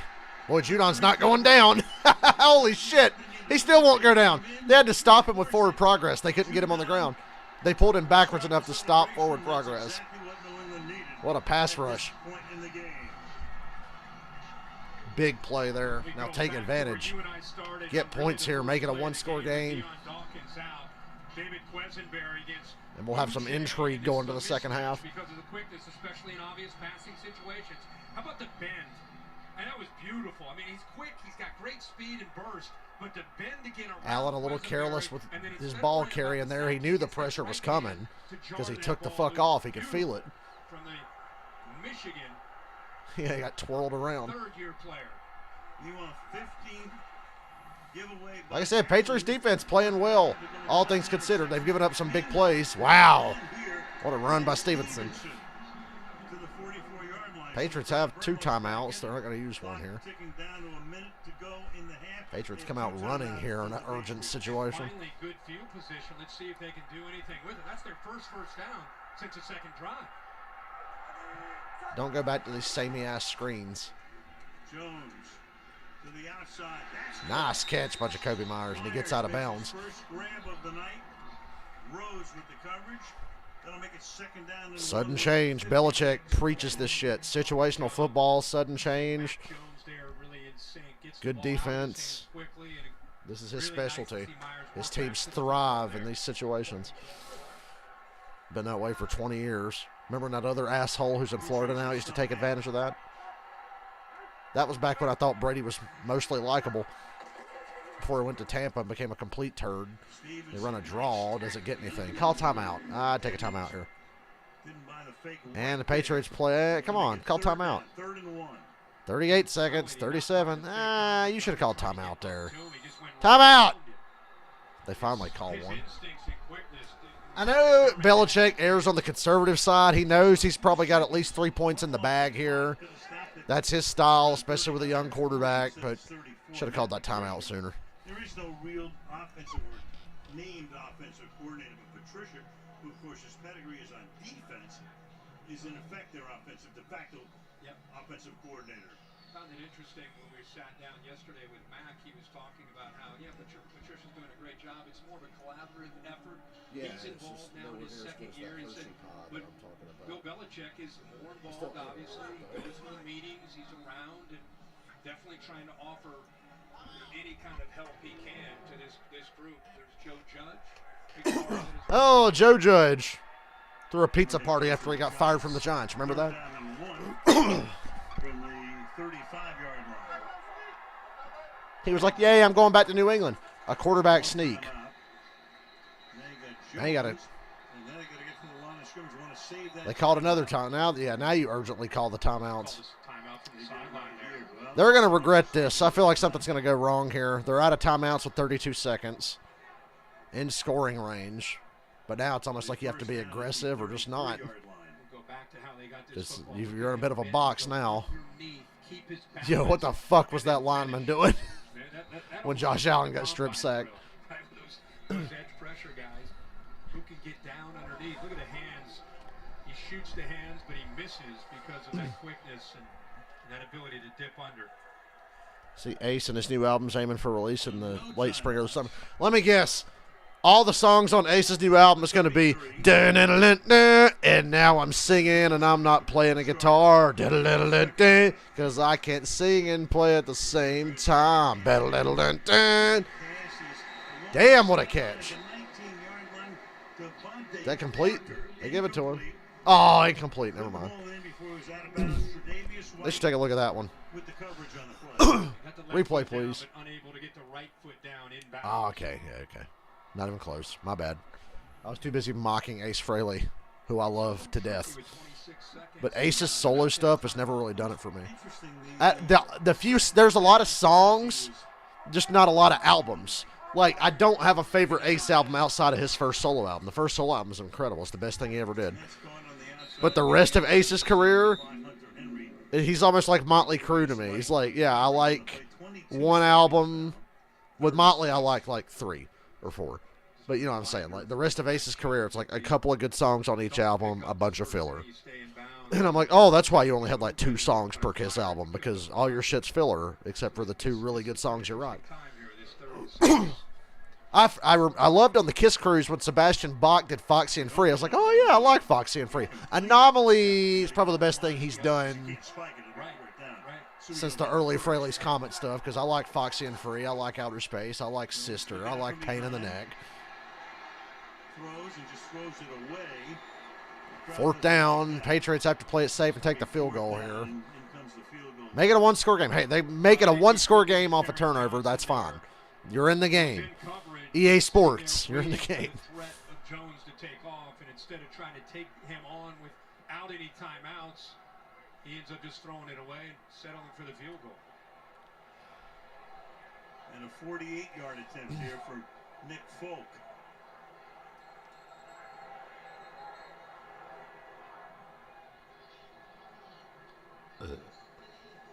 The Bills awesome. By Buffalo. You know, yeah, we're so used to seeing such judicious use of timeouts by New England. That was very odd. Letting the clock run for a few extra seconds before they Indecisiveness from the Patriots in that situation is really rare. But I know Belichick is very conservative. He needs to wipe his fucking mouth off. That's disgusting, Bill. According to Next Gen Stats powered by AWS. Do not bother buying Madden. It sucks. Madden hasn't been good since like Madden 11. And it's good. 17-10 with 10 seconds. Oh no! It hit the up. What? No good, and it bounces back. Wow! What? It's the crossbar. It hit the crossbar. I was like, it's good. Doink. So never mind. The Patriots get nothing. Comes up a yard short Now special teams is biting them in the balls again. on that series. Laces out. Good snap. Good hold. And it's accurate. And it hits the crossbar and bounces out. Wow, man. All things considered, Yeah. to get it within a touchdown. the way first This half game went, sucks. Already called game. Instead, it's anything but. Bill Belichick said, fucking motherfucker. I read his lips. Go back to special teams. Well, Allen's got 10 seconds, 2 timeouts. They're at the 38. Let's see. They've been trying to redeem themselves after the 13-second fiasco against Kansas City. They're going to. Oh, tipped up. Oh, should have been picked. Boy, Josh Allen is playing with fire. He's throwing balls up in triple coverage, double coverage. He's holding onto the ball, giving up strip sacks. Threw a missile downfield and got He was playing good up until the last few minutes. Now look at his stat line. He's barely above 50% completion percentage. You always want to give him a chance to shut it down. Take a knee. Halftime, 17-7. Buffalo on top. So, However, not pretty. 17 7 our halftime score, Mercedes-Benz halftime show. Coming up right after the break. You know what else I liked about Ace Frehley? Returning to the earlier conversation, I liked his cover of Fox on the Run. I thought that was cool. Ace does good covers.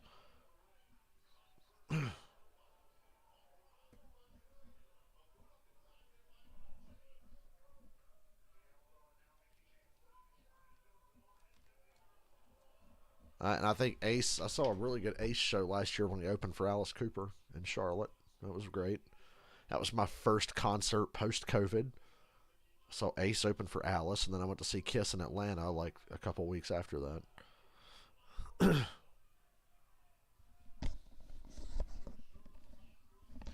I don't like Ace's set list when he plays because he just plays a bunch of Kiss songs. It's like, and it's not even his Kiss songs. Oh, Detroit Rock City, Strutter, Deuce. Like, can you play fucking your stuff? You know?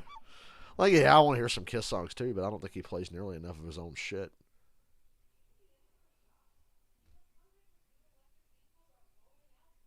I think Rock Soldiers is a great song.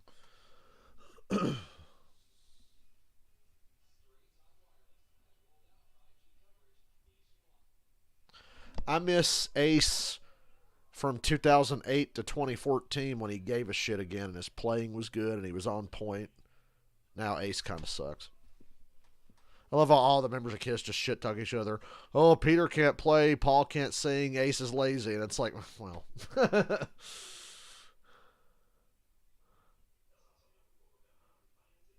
It's like, Gene's doing fine. Out of the original 4 guys, Gene's doing the best. Yeah, Deuce, I'll allow. Makes sense. But Detroit Rock City, Strutter, Love Gun, he's well within his rights to play them. When I go see Ace, I'd like to hear Ace songs. I've got Kiss for Kiss songs. Motherfucker should have never quit Kiss to begin with, but that's another fucking story.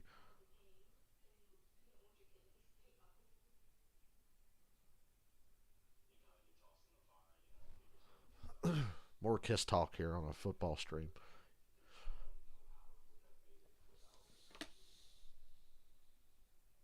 You gotta love Paul Stanley. You know, I said Gene Simmons is doing the best out of the original 4, but Paul Stanley overcompensates so hard because he knows his fucking voice is shot. So he's in physically incredible shape, looks like a fucking $1,000,000, plays guitar better than he ever has, and it's just the fucking vocal cords fail him these days. But I love Paul because he overcompensates.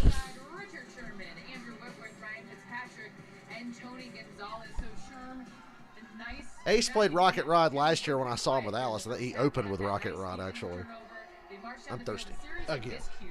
For a New England Patriots squad, and then not able to capitalize on that missed field goal. Well, you see some of the things you're used to seeing, big plays from the defense, but you're not seeing the fundamentals. Like a field goal before the half right there, that's a gimme in Patriots football. That's a guarantee, usually, and that's why the fans are going, because they're so used to seeing the consistency.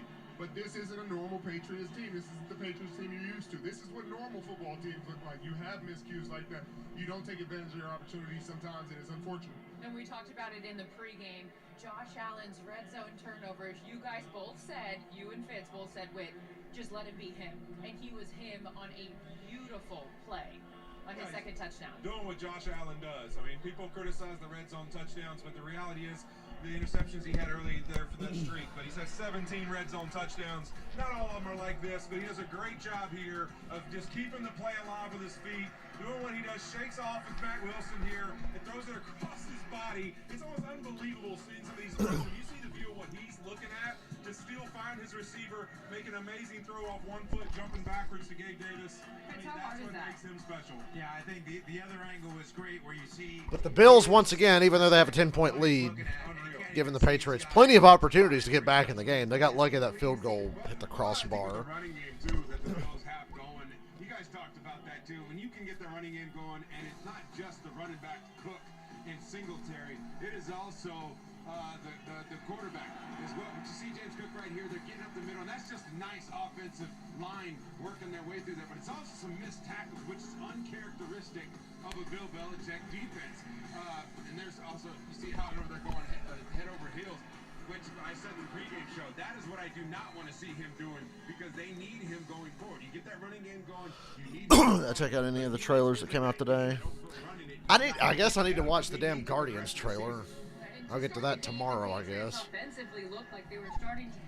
But now we're going to look at the NFL schedule for Sunday so I can possibly gauge what game I might get I here. think in the pregame we talked about how are they going to replace Von Miller and his productivity. I think what they started with at the beginning of this game was the pressures. They were trying to blitz off the edge. New England was ready for it. Give credit to them. Aborts the fake here, picks up the pressure, and then Mac Jones is able to find his receiver over the ball. This is how they're moving it. Then they blitz him off the edge again. They've got a quick screen call, dials it up, and runs. Steelers, Falcons, bleh. So they had to make it. What are the Panthers playing? Let's put it on those front four guys. Let's have Oh, wait, the Panthers are on a bye week. Well, I go ahead and tell you, the 1 o'clock game in my area is going to be Steelers-Falcons because the Panthers are on a bye. We're not streaming Steelers-Falcons, I know that. I think there's a strong chance we're either going to get Dolphins-Niners or Chiefs-Bengals. Whichever one of those I get, I'm going to stream. There's actually a chance I might get both, so then I'm going to be torn. What the fuck am I going to stream then? Because they're both going to be on at the same fucking time. So we got quite. I was hoping Chiefs Bengals will be at 1 o'clock. So it'll be Steelers, Falcons, 49ers, and Dolphins, and Chiefs Bengals in my area. That's based on what I'm looking at right now. Nah, you're not going to treat me to shit. I got a mute button. And then Colts, yeah, they literally won't flex out. They wouldn't flex out of Colts Cowboys to put one of those two games in primetime. Fuck the NFL. Fuck Jerry Jones.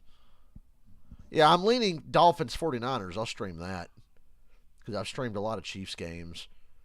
We did the Bengals last week, so I'll probably stream that. But I will have 2 TVs, and I know I usually have Red Zone on, but I'll just have Chiefs Bengals on one TV and Niners Dolphins on the other. I'm pretty sure I'm going to get both of those games.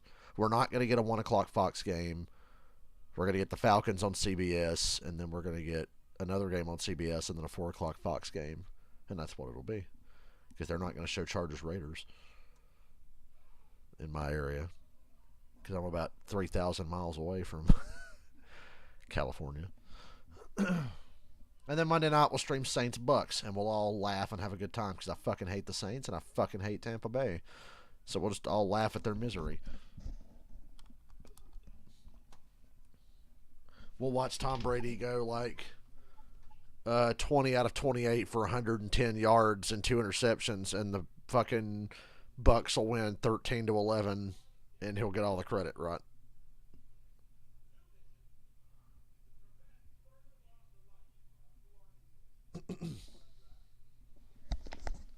So I'm hoping for Dolphins 49ers here Sunday. Don't know for sure yet, but that's what I'm hoping for.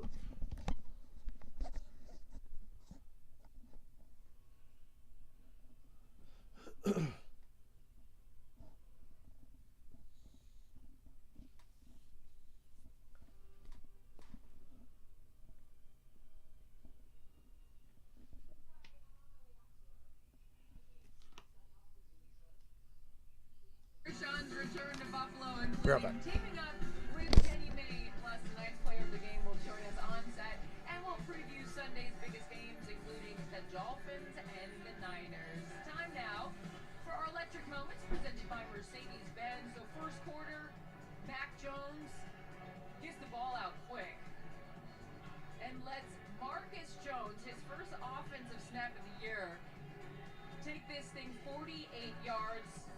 Tell us what you saw.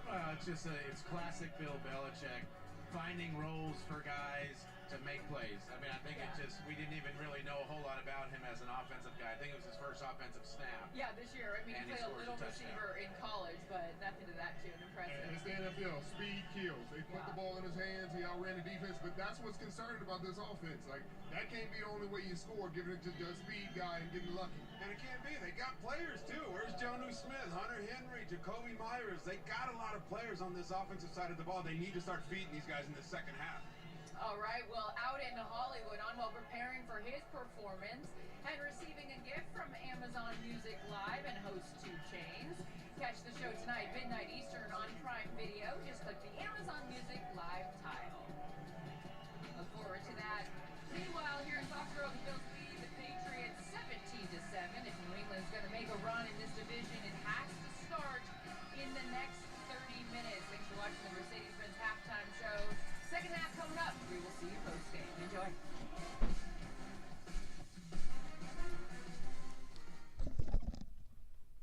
You hope the Saints win because a girl you like is a Saints fan. Oh, that's funny. God, I could have sworn, was there a Saints girl? No, there was a chick who was a Panthers fan I was talking to a while back. Although I don't hate the Panthers that much now because they just suck like we do.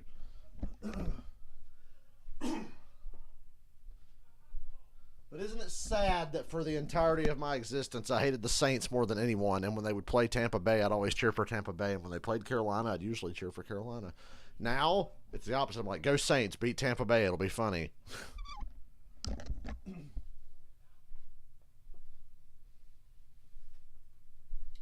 Tom Brady's team is below 500, and they're still going to host a playoff game. Oh, guys, he's not lucky, though. He's totally not. He's totally not lucky.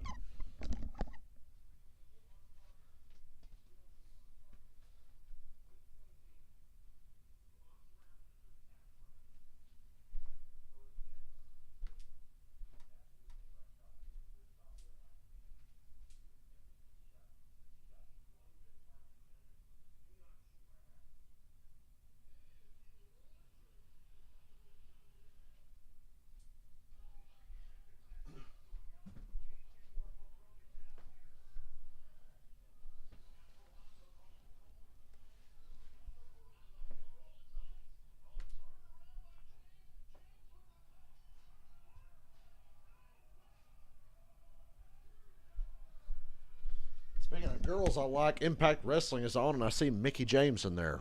Oh, God. The ultimate MILF. Mickie James has been wrestling for like 18 years.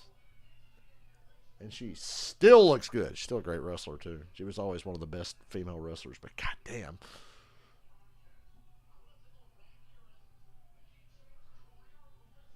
Yep, she's aged well.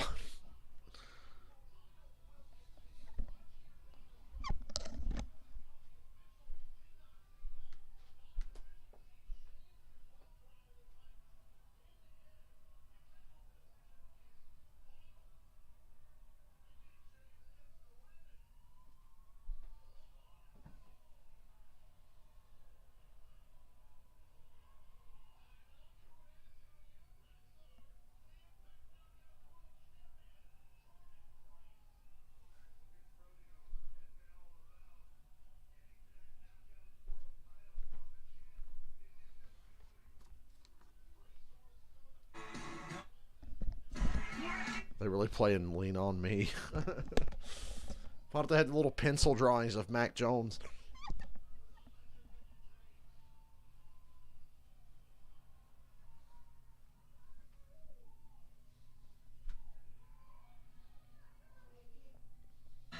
All right, bitch. Second half.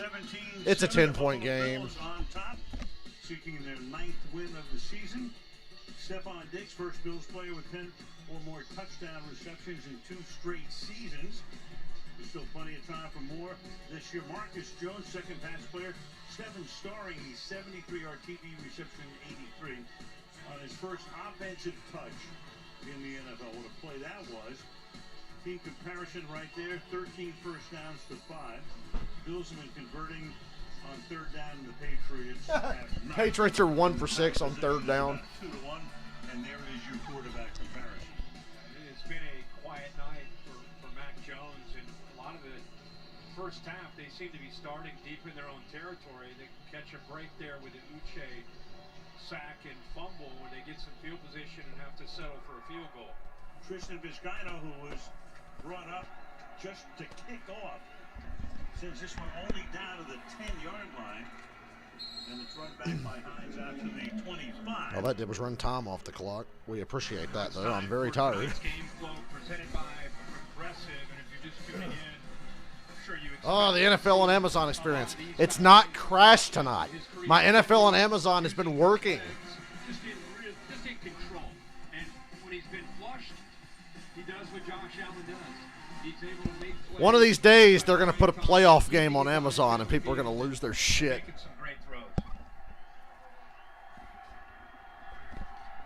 Allen to work from the 25-yard From line. the 25. Singletary for a gain of 4. The running game has been more and more prevalent for Buffalo over the past few weeks, and that is again the case tonight as Singletary takes it for a gain of about 4. Honestly, we're at halftime talking, and as much as you want to talk about Diggs and Allen, because they're the superstars, to me, the thing I took away was the job that Mitch Morse being back in the middle of this offensive line, Ryan Bates going back to his normal spot at right guard, and how they've controlled things and opened up that running game. They've run it 19 times, thrown it 23.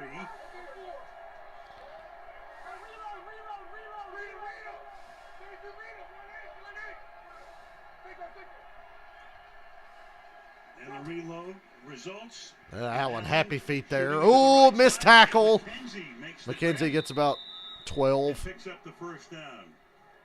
Jumping the play. Guy had him covered and then slipped and fell. And able to make the catch and picks up the first down and a gain of 13. Yeah, and again, I continue to be impressed, and I think it's been a big focus for Josh Allen. People have been critical of that he's putting the ball in the coverage in recent weeks and taking some chances with that. I mean, you've seen it in the last 20 minutes, him putting the ball in harm's way, but getting away with it. Because it's a charmed life in Buffalo these days. McKenzie tackles, cuts upfield. With another catch, takes it to the 40-yard Thought he was getting tackled. The Bills in New England territory. He's shifty. They're being aggressive here. Miles Brand came off the slot. And again, Josh Allen sees that. No huddle offense here, trying to put the Patriots away early in the third. And McKenzie, when he's got space, knows what to do with the ball after he makes a catch. He's your leading receiver tonight. 5 targets, 5 grabs for 44 yards. Screen, dropped. Singletary turning around just at the last moment. Could not hold on. It'll be second down and 10. If he would have caught that, Dietrich Wise was out there. I think he's one of the more underrated players on this New England defense. Having a great year, 6'5", 275 pounds, has 6.5 sacks coming into the year. See, he recognizes that, but they try to cut him. Quickly spins out of that, gets his eyes up, ready to make a play on Singletary if he makes that catch. James Cook now in the backfield on second down and 10. Cook has it. Another good run. Oh, damn. 3 yards shy of the first down. And a flag on the play.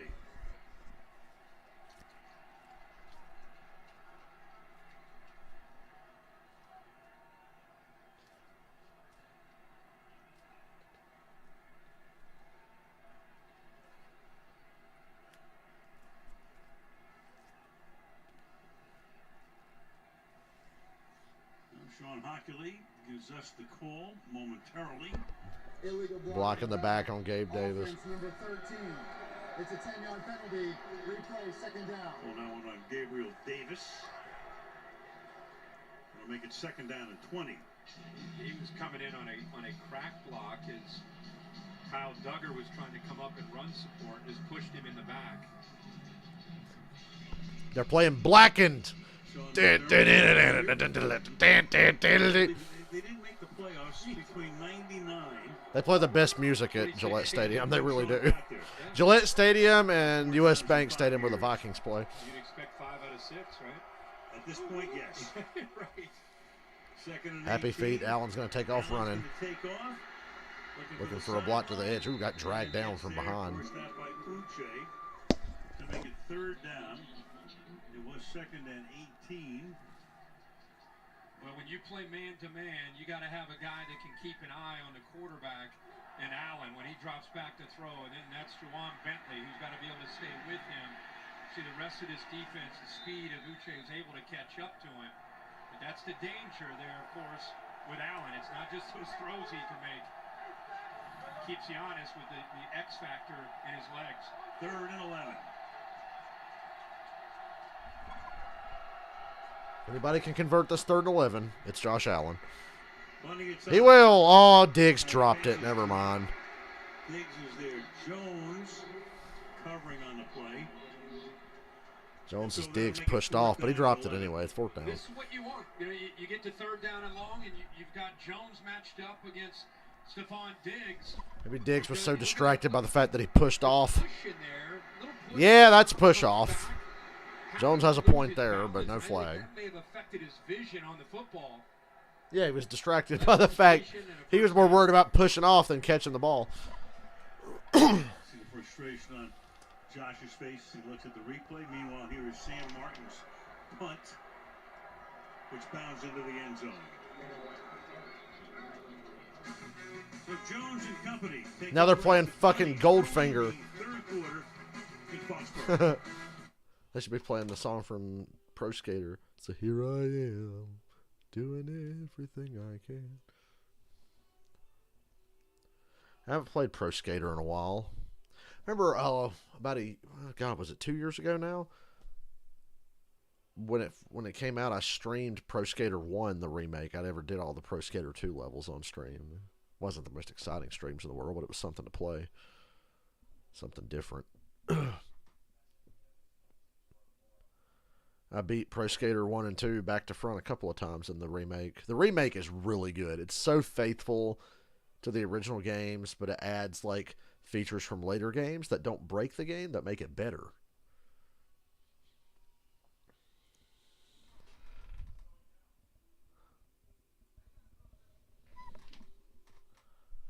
And that was AFV's theme. Maybe that's where I've heard that before.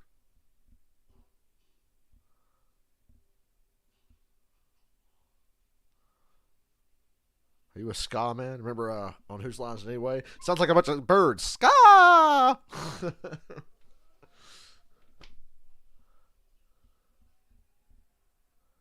Who could forget that famous Kiss song? Ooh, placenta.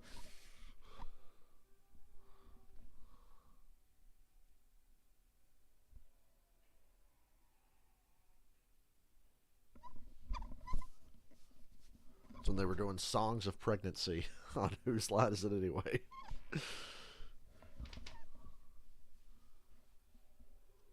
Little 8-year-old me was like, holy shit, they said Kiss.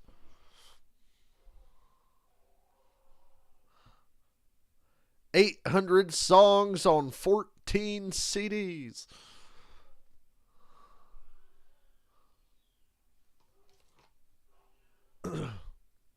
Whose Line is in its last season ever, allegedly. I think this time they're serious. We have some lateral meniscus damage. And Von Miller talking about his injury.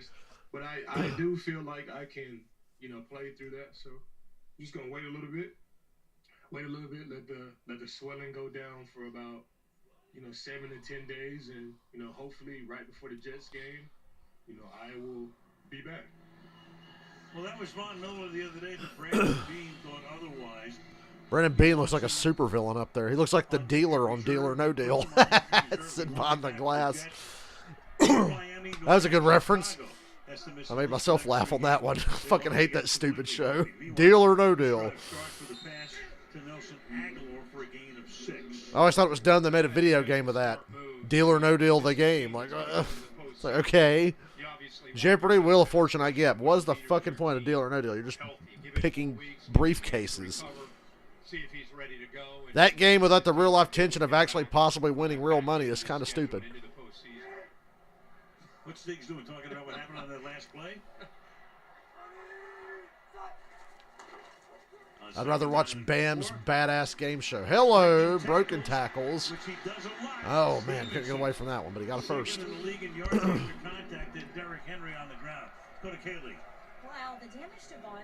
Slow-moving third quarter. The same knee that he had ACL reconstructive surgery on back in 2013. So his injury will directly affect his full-speed bending and twisting, which is exactly what he does when he rushes the quarterback. So if Miller avoids surgery, he will have to strengthen the muscles around the knee and likely wear a brace for support. But as you guys recognize, As Brandon Bean said, putting him on the IR now gives him the best opportunity to return for the stretch run. Stevenson still won't go down. They're going to get Tre'Davious White here for something after the play, I think. He punched at the ball after Stevenson was already on the ground. He is a load coming through. Holding defense. Oh, they're going to hold. Okay. That's what it's for.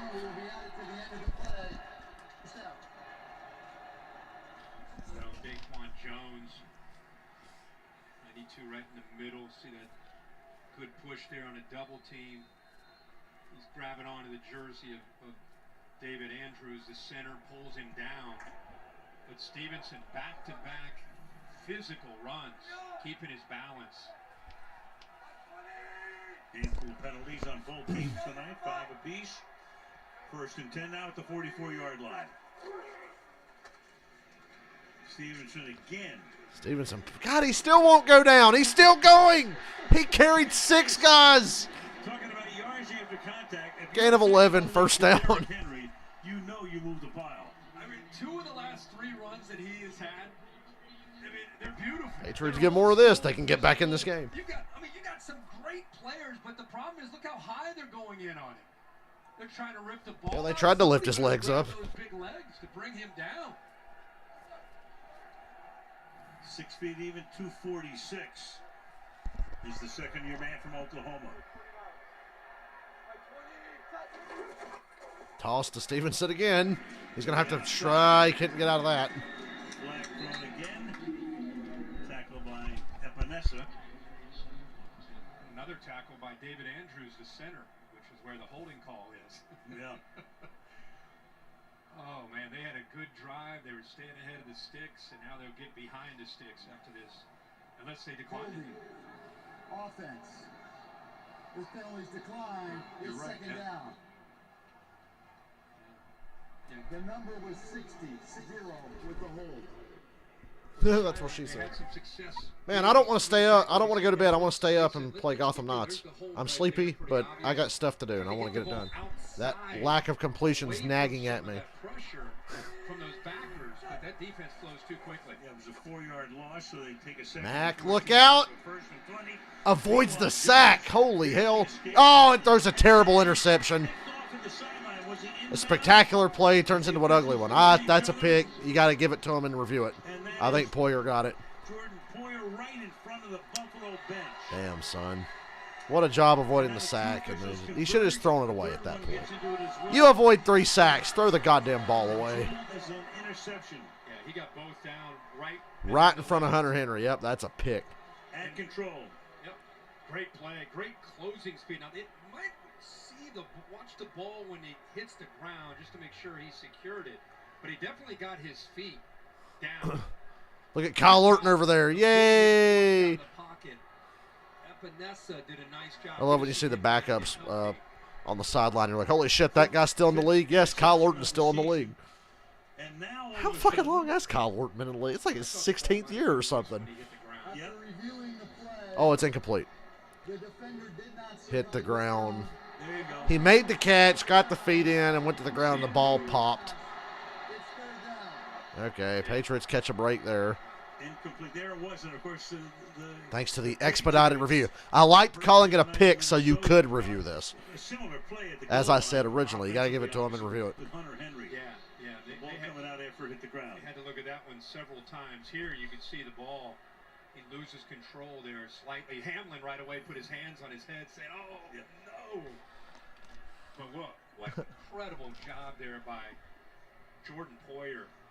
Saw it coming the whole way, baited it. Oh, yeah, Denver Broncos fans got very familiar with Kyle Orton. Unable to hold on. Oh, those Josh McDaniels days. They better help these We're going to trade tackles. fucking Jay Cutler, who led the league in passing, if I'm not mistaken, for Kyle Orton. And we're going to get rid of Brandon Marshall, too, because Josh McDaniels just knows better than everybody. And he's doing such a good job with the Raiders right now, Ron. Over the middle, caught at the 48. And the Patriots will punt down by 10. What a thriller! 4-yard line. Matt Milano. At least they didn't turn it over. There, so 4th and 9. Well, again, they're down 10. To me, it feels like they're down by more. Yes, it does. They're within striking distance. Yeah, they're down by 10, and it feels like they're down by 25. Triggered. once that offensive line gets into those obvious passing situations, it's a problem. Michael Pilardi now his 5th punt. Oh, boy, that was almost blocked. Almost. Bounces. Patriots pinned the Bills at the 4. For New England. And Good down punt. there by Brendan Schooler. Boston Public Library, about 30 miles to the north. I loved walking around Boston when I was there. I'd like to go back. I'd like to go see a sporting event or something. I don't know. Let's see WWE show in Boston maybe. If I'm ever up there again. Yeah, Cutler sucked, but he definitely had some promise. Like, they were fucking nuts to trade his ass. The way that offense ran that last year Cutler was in Denver, they were fucking stupid for trading him. And it didn't work out for either team because Cutler sucked with the Bears for the most part. And the Broncos set themselves back a decade until they lucked into Peyton Manning, and then that cured that problem. Been chasing that ghost ever since.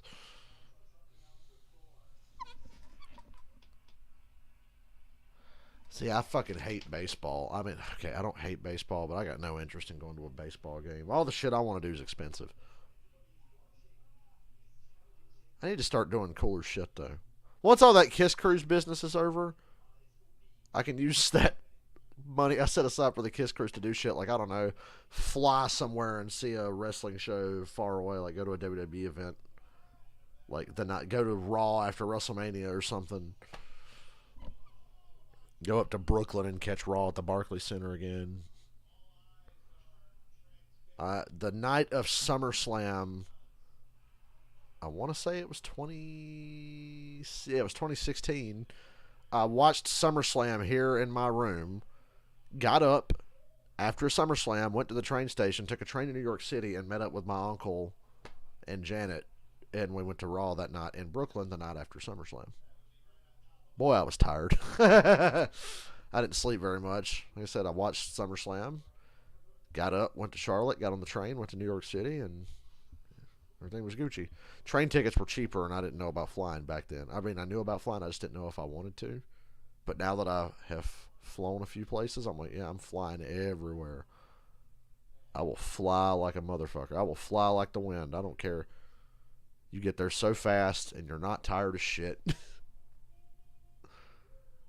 Even the 4-hour flight from Atlanta to Ontario, California wasn't bad at all. I watched movies the whole time. On the way back, I watched fucking Good Will Hunting and Clerks 3 after we left the Kiss Cruise. On the way up, I watched Halloween Kills and Spider-Man No Way Home. Football games at Fenway over the years. The Patriots played there early on. The Patriots wearing those old throwback uniforms. Bills at their own 6. They spotted at the 6. Came into the American Football League in 1960. Singletary gets a great run for 6. That's Nickerson Field, Boston University, and that's where they played their first game when they came in among the 8 teams that came into the American Football League in 1960, then known as the Boston. Remember back in the day they talked about moving the Patriots to Hartford? Yeah, that would have been fucking funny. Have you guys seen Hartford? Hartford's a shithole. Hartford is the shittest big city I've ever been in. Stanley Steamer during the 80s. If Kiss plays a show in Saskatoon, I'm going with you. Maybe. It's probably expensive. I'm not going to. Flying all the way to Canada. I mean, the concert ticket would be the least expensive part. But that'd be a fun trip. I'd like to go do that with you guys. I'd go up to Canada. I wish I had the money. I could make the. I could. You know, technically, I do have the money. But. Yesterday for our production meetings. As you'd expect, a beautiful setup. And fine sushi as well. What else is new? From the 19-yard line, first down. 7 minutes remaining in the third. Allen checks it down to Cook. Cook amazingly doesn't stumble before somebody gets to him. Josh Allen limping a little bit after that play. I don't know if he stepped up and had a little bit of pressure. Good job that They're playing Shout at the Devil. I told you Gillette Stadium is the best DJ. Kind of collided there. Yeah. Here he's kind of limp. I bet if I fly to some shithole in Canada, it might be cheap. About the elbow, he's I'm fine. You know, it's like it's mind over matter. You don't even want to address it. Here's Cook. When he plays, as we know, it's not just when he scrambles and runs, but he plays a physical game, and he takes hits. And he's a big body, he's a big target. These guys know. They got a third down. 17, you take it and put him to the ground. You know. Now, meanwhile, he's throwing himself into harm's way. Just that style of football that he plays. Look at that. I mean, forget not just the fumble, but he falls awkwardly on the ground. In the first replay, you saw him hit right elbow directly on the ground. And he's played through everything. Been indestructible. Third down and 3. Patriots only rush 3. Allen's going to have time here. He's going to be able to buy time. Surveying. Diggs snags in front of Jones. First down. Diggs, what a catch. I bet there was a hold somewhere in the secondary as long as Allen had the ball. Yeah, they're pointing to the Patriots. So. 36-yard line. I think they may have Jonathan Jones on a defensive hold, 31. I called it first. I'm smart. I watch football. Good for 19 yards. Diggs against Jones. What a battle. And Diggs is so tough to stay with. Defense number 31. This penalty's declined. The result of the play is a first down. Even with the hold, he's able to get away from him. How about the accuracy? What a throw, again, by Josh Allen. Diggs caught that shit so smooth. Those two almost look like they could close their eyes and be in sync. Yeah. You know, they just have such a rhythm together. Came over to trade a couple of years ago in Minnesota. From the 44-yard line. Back to the ground they go. Little 1-yard run. Very, very well cooked for a gain of 1. Everybody wins in that trade that they made. March of 20, they got Diggs a 7th-round pick. Minnesota got a 1st-round pick. I didn't realize this. You guys told me this morning. Turns out to be Justin Jefferson.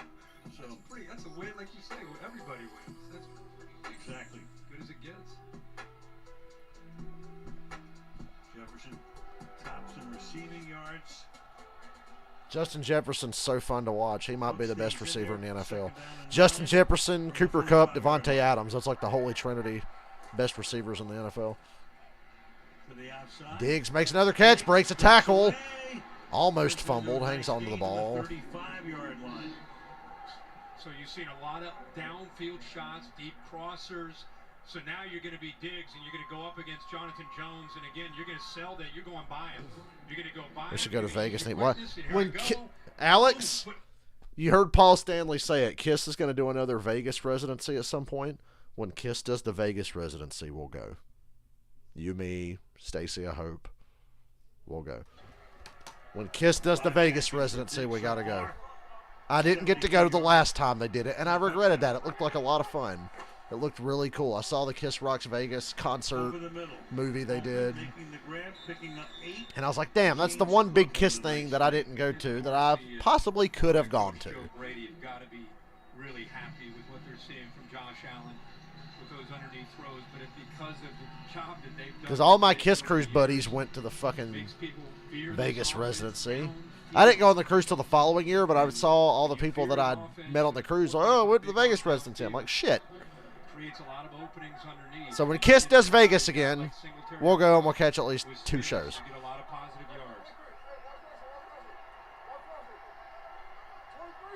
I hope to get the chance to do that. That'd be a fun trip. I'm not scared of going to the West Coast. So. I wasn't scared before, but I was anxious. I was like, shit, I ain't been out here. I don't know where anything is. I don't know anybody.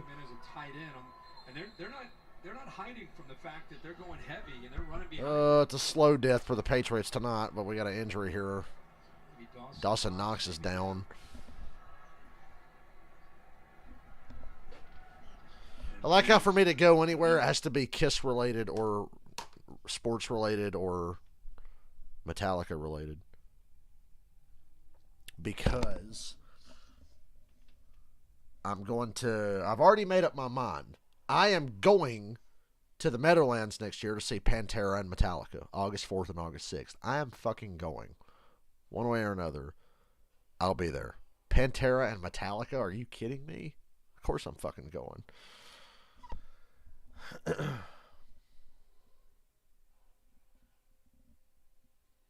Like, I have to do that.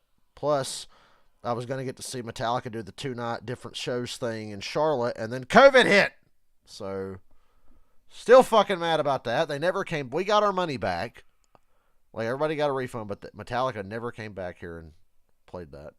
But a lot of the other places they did.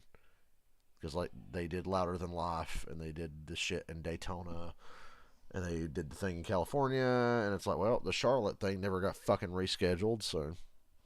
And once again, Charlotte's like an hour and 10 minutes from my house, give or take. Traffic usually makes about an hour and 25, but it's close, and I was going to go to that. We had our tickets and everything. It was going to be great.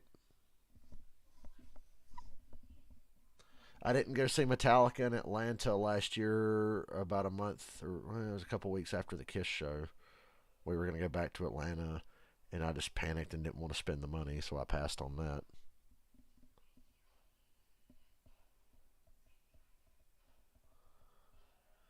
I have not looked at the Metallica. I'm terrified, but I'm going. I got to go. I got to do it. The festival here in North Carolina, I think I paid just under $300, but it was a 3-day festival. So, and the Metallica thing is 2 shows, August 4th, August 6th. Take a look at Josh Jacobs. The Las Vegas Raiders versus what's left of the Los Angeles Rams next Thursday night. Oh boy. 1,484 yards. He had that overtime 86-yard run. Last time I saw Metallica, they played Through the Never and Motor Breath and Spit Out the Bone. That was pretty cool. Take a look at the league's leading rusher next week against the Rams on Thursday night. Quisenberry. Knox goes to the bench. You got Quisenberry who comes out. You got Justin Murray who goes into play. Seen Guns N' Roses twice on their never-ending Not in This Lifetime tour. Make a fucking album already, Guns. Instead of drip-feeding us songs every few years. Good drive for the Bills. Another 4-yard run. Like I said, it's the slow death, but they're getting this game over with the more they run the ball. I'm all in favor of that. If they'd really ended, I'd watch an episode of The Walking Dead before I go to sleep, because I'm on Season 8, Episode 1 now of The Walking Dead, because a while back, a friend of mine was watching the show, and I picked up where we left off. We were Season 5, Episode 7 when we left off, and now after the last couple weeks, I'm at Season 8, Episode 1. And I'm really enjoying watching those episodes again. Season 7 was, of course, the season where everybody freaked the fuck out and suddenly decided the show sucked. Actually, since I've been watching Season 7, I'm like, shit, this is better than I remember. I think the pacing was fucking slow. There's 2 or 3 episodes that are completely pointless in the grand scheme of things. And the pacing's too damn slow. But hell, most of the character shit I'm seeing in Season 7 of The Walking Dead, I'm like, this is better than I remember. Why the fuck was everybody so upset? Just because Glenn died? Like, big fucking deal. I love Glenn. He died in the book. Spoilers. 3rd and 4. Damn, Diggs caught that without even realizing. 1st and goal, Buffalo. Covered by the rookie Jack Jones. And now you got Bobby Hart in there at left tackle, and look at this move right here by Uche, going to the inside instead of using that speed to the outside. That's why Josh Allen, he sensed that. I've had girls, Alex, that want to go to the NASCAR races with me, and I'm like, you'd be bored. I'm like, you can go, but just understand you are going to be bored, and you won't know what the fuck's going on because you've never watched a race before. It's like, you are going to be bored. So I always give them plenty of warning. Final minute of the quarter. 1st and goal from the 9. Walking Dead is so worth it, and it's even better when you can binge watch it. I think maybe that helped my viewing experience with Season 7, because I've watched Season 7 in the last, 3 days, and I really liked it. I was like, damn, this is better than I remember. Big battle in the middle tonight. It really was to me, but I'm like, I have the benefit of knowing where the show goes and how it ends, and I can binge watch it. I think the pacing killed the show off for most people, because Season 7 slows it way down. Season 7 slows down, and it's very character-driven. But the fucking payoff out of that is so goddamn good. And Negan, Jeffrey Dean Morgan, best character on The Walking Dead, possibly. Like, if I was going to make a list of my favorite characters on The Walking Dead, it would be Rick, Daryl, Negan, Shane, and Jesus. Because those 5 characters right there are probably my favorites. And if you're Abraham, maybe you've seen Jesus. Jesus was a great character, too. Jesus, Shane, Abraham, Daryl, Rick, and Negan. Love those characters. Yeah, I don't like to force my shit on people. I'm like, hey, you know, go and do this thing. If you want to be a part of it, just understand you're probably going to hate it. You're going to be bored. You're more than welcome to come. Just don't complain while you're there. I don't force my shit on anybody. I feel weird about playing music around people because I'm like, I like this music. I know you don't like this music. But it's funny how nobody else in the world gives a fuck and will play their shitty music. Like my manager at the store. Great guy. Awesome dude. But his taste in music is pretty fucking shit. I'm so happy he started playing Christmas music because I couldn't take listening to that goddamn country auto-tune shit anymore. It was killing me. And when I was sick, it made me want to punch a fucking wall and kick a baby or something. I don't know. So the Christmas music in the store was welcome. Even though I have headphones on, I could still hear the shit. So it was getting old after a while. So other people just blast their shitty music. But if I play something, oh my God, that sucks. And it's like, thanks. I mean, it doesn't hurt my feelings that you don't like my music, but I'm offended that you can play your shitty music all goddamn day. But if I play any of mine, people get annoyed. It's like, fuck. I was so mad at my dad at work one day because he generally likes the music I like, but he likes a lot of stupid shit too.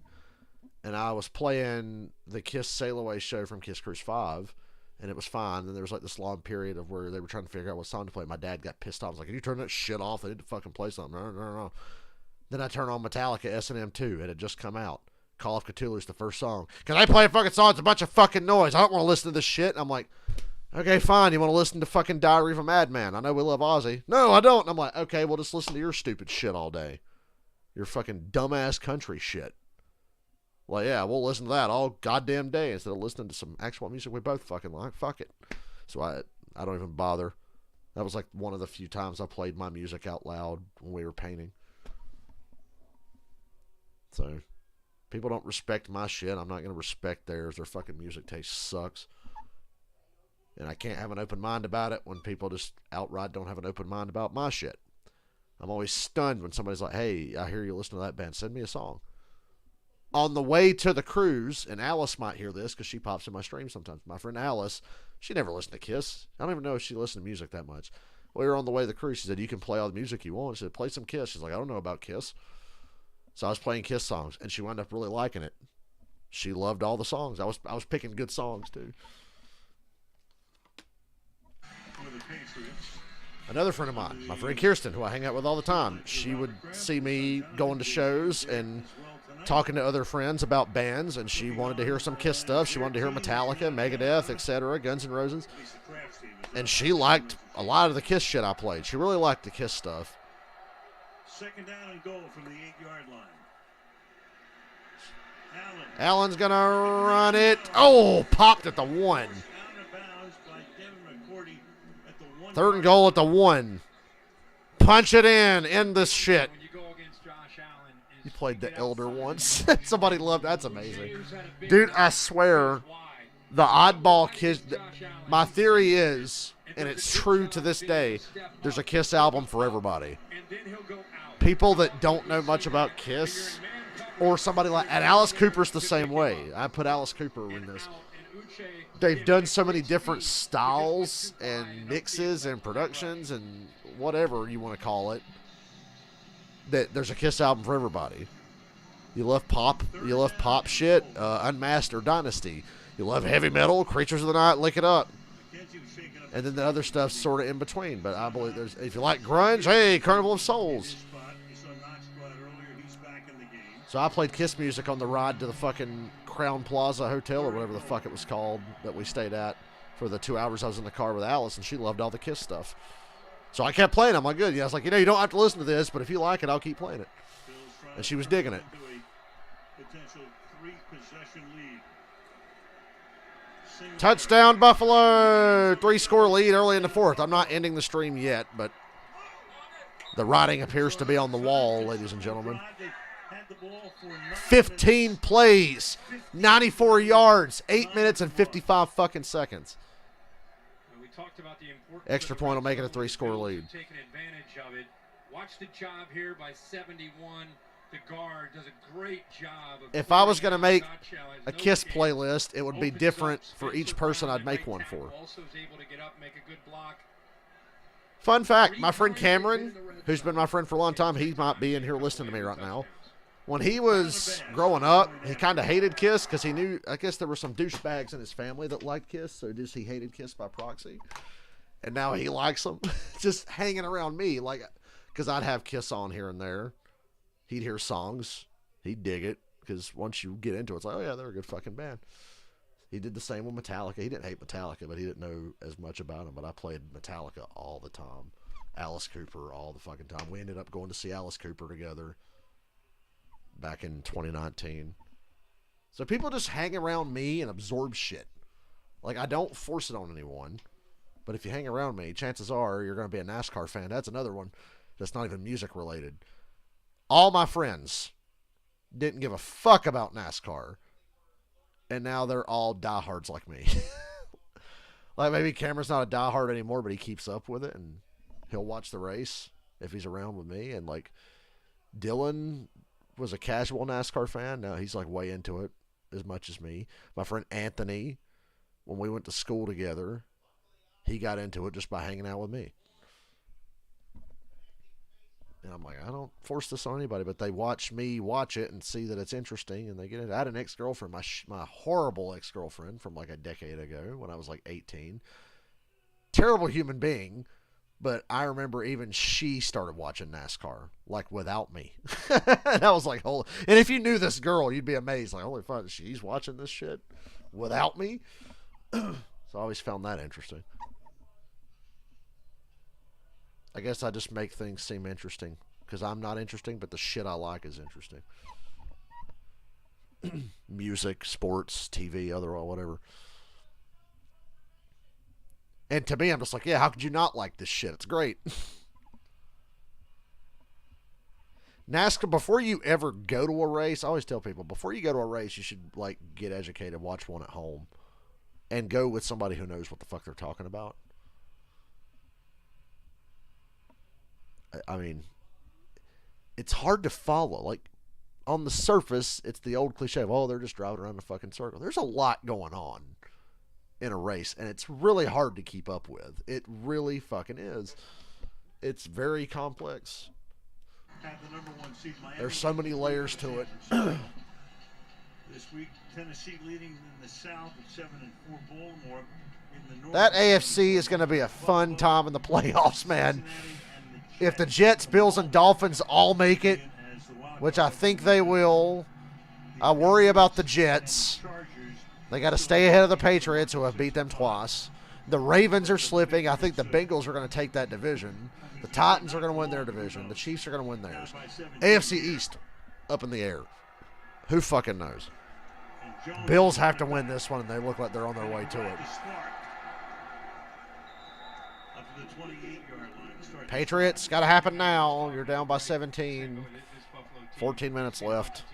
They look really good. And of course, they're a game out right now as far as having the top seed in the AFC. KISS music and In and Out was my entire trip to California before I got to that hotel. That was a fun time. I've said it over and over. One of my favorite nights there was the night at the hotel before the cruise even started. It wasn't even on the cruise. We were at the hotel. I had fun. Social butterfly for once in my life. Kendrick Bourne, first down. No huddle. It's got to happen quick. Your defense is good enough to make a stop. They didn't make a stop on that last one, but you're not doing them any favors. You got to score. Give yourselves a chance. Into these obvious passing situations, you get behind Josh Allen. You put your offensive line and your quarterback in a real tough spot where these defensive ends can just come after the quarterback. Well, that's where they are now, 24-7 into the fourth quarter. See how they can hold up. The ball better get out pretty quickly by Mac Jones. Jones 12 of 19 for 124. Oh, Matt got rocked. And Jacoby Myers was wide open, but Matt got hit as he threw. Damn. He was wide open. That was going to be a big one. Put the pressure on that time, 2nd down and 10. Well, he's a different kind of pressure because he's Stacy was tired. 280 pounds. So usually you see a guy at 235. After you guys went to bed, I was up till like 1 in the morning with my Aussie friends, hanging out in a really nice hotel that I didn't have to pay for. How did I finagle that, you might be asking? Stevenson tackled for a loss because Mac Jones goes back to the screen and it's 3rd and long. Oh, this game is so fucking over. Crowd's booing. The Boo Birds are out. If he leaked, there was a big focus point with Stevenson last week. Get a pick 6 here on this 3rd down so I can turn this off and squeeze in an episode of The Walking Dead before I go to bed. Or watch it while I'm in bed and then go to sleep. To be able to get out there in front of him. Winner. 3rd down and 15. 3rd and 15. Good protection. He throws it short. Myers. Give me a fucking break, Mac. The 1st down, much to the consternation and frustration of this crowd. 4th and 7. They're frustrated because, like we saw earlier, these don't boo, just leave. That's what we're probably getting ready to do. Give them a chance at a 1st down, but imagine being Mac Jones. Look at everybody. No lead is safe, ladies and gentlemen, as you know. But I'm feeling pretty good about this one, so we're getting close to lights out here. We're getting close. Mike Pilardi's 6th punt of the night. You know what's funny? So, the episodes of The Walking Dead I've been watching are the ones that I have seen the least. I think I've only seen like season 7 through 9 like once total, and I've seen a few episodes a couple times. There was a few episodes where I'd watch like repeat the next day. They were so good. That was always the sign of a really great episode of The Walking Dead when I would watch it again the next day. So there was a few. Most of them I've only seen once, but it's amazing. I remember every fucking Negan line. All these episodes in season 7 where Negan is in it that I haven't seen that much because that was the season everybody was shitting on and I got down on the show. I mean, I wasn't down on the show. I was just bummed that everybody was hating on it. So I kind of mentally checked out. But I remember every Negan line. I'd be sitting here quoting them to myself before he even says them. I'm like a Negan encyclopedia. I don't understand how people could tune out on the show when he's such a compelling character. Probably the most compelling character in the show, and that's when people tuned out. It's like, really? Because your favorite character died. A beloved character died. Newsflash, motherfuckers die on The Walking Dead. Like, I'll never understand that. It's like, oh, well, what happened? Like, it's like, spoiler alert, you know Rick is going to come out on top. People are like, oh my God, Negan beat Rick. It's over. This show sucks now. He owns Rick. He's kicking their ass. It's like, yeah, and they're going to get back at him and come out on top. Like, duh. But people acted like it was fucked because Rick's people lost the battle or whatever, and Glenn died a horrible death. It's like, dude, they're going to come out on top.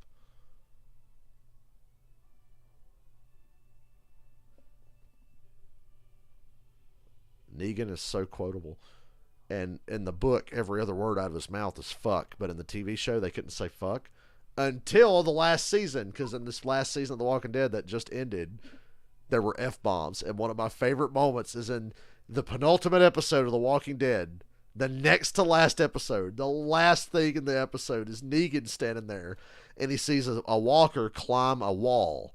And Negan goes, what the fuck? It's like he finally got to drop the F-bomb because it's the last season. He said, what the fuck? So that's fucking iconic. I made the joke on Facebook a while back. You might have seen it where I said, did the motherfuckers that checked out early in season 7 of The Walking Dead, did you guys like turn off Empire Strikes Back like 75% of the way through and not even bother watching Return of the Jedi? because that's the same fucking logic. And those fuckers had to wait, like, what, 3 years to see what happened? Like, damn, man. From the 12-yard line. And I agree with a couple of big things. There were some missteps in The Walking Dead that I see why people were like, oh, that's kind of lame. And I don't want to get into it because it's going to spoil it for you, but there was a fake out with a character death. In the middle of season 6, they fake a death. It's like, oh my God, he's dead. Ah! And then 2 weeks later, you find out he's alive. And it's like, okay, you're fucking with it. You're like emotionally fucking with it. That's kind of weak. Then at the end of season 6, when Negan confronts the group and kills someone, they leave it on a cliffhanger and they won't tell you and show you who he killed. Now, I don't mind it being a cliffhanger if the next episode is next week, but they ended the season on Negan killing someone and they didn't show you who it was. The season. So it's like you had to wait 8 months to figure out who he killed. That was a big fucking mistake. That pissed me off. I remember being like, come on, man. Like, the fake out with the one death was like, okay, that's lame, but whatever. But the fucking cliffhanger when Negan shows up and you have to wait 8 fucking months. Actually, it was like 9 months because it ended in January of 2016. And then the season premiere wasn't until like Halloween. So you had like 9 or 10 months. That fucking sucked. And that pissed me off. I was like, that is fucking weak, dude. Like, I would not have minded if the next episode was next week. If they could go back and redo anything in the show, I would have the last episode of season 6 be the next to last episode and have the season 6 finale be the first episode of season 7. Yeah, it was brutal what happens, and it upset a lot of people, but it wouldn't have generated so much ill will of like, you motherfuckers really did the cliffhanger for that. That was fucking weak. I think it's been a group effort. That sucked. I lived that, by the way. Another long run for the Bills, first down. I had to live that. And I was balls deep in The Walking Dead. I fucking lived for that shit. And when that happened, and I knew it was coming, because I heard a rumor. It was like there's going to be a cliffhanger at the end of the season and people ain't going to be happy. That seems to be the rumor. I was like, really? And I was like, oh my God, they're actually going to do it.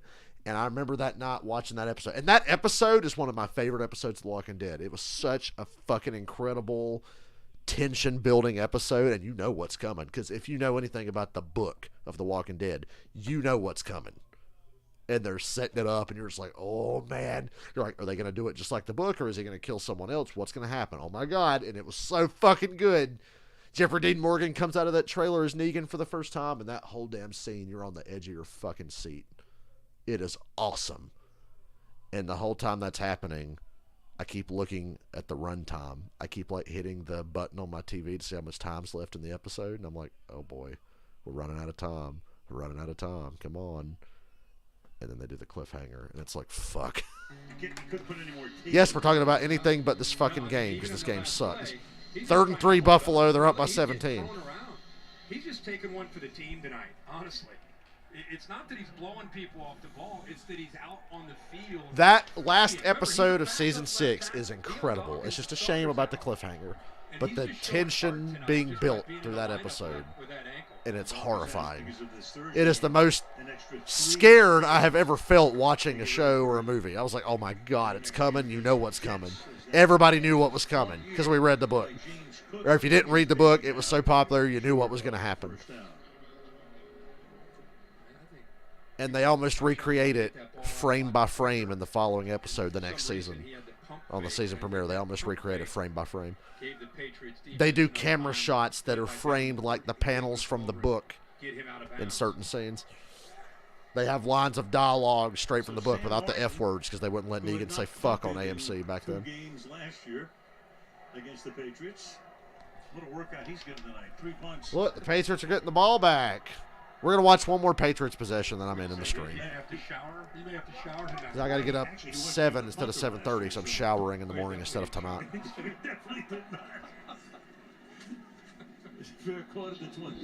Boy, this game was really lame. Yeah, they're going back to commercial. Watch one more Patriots possession here.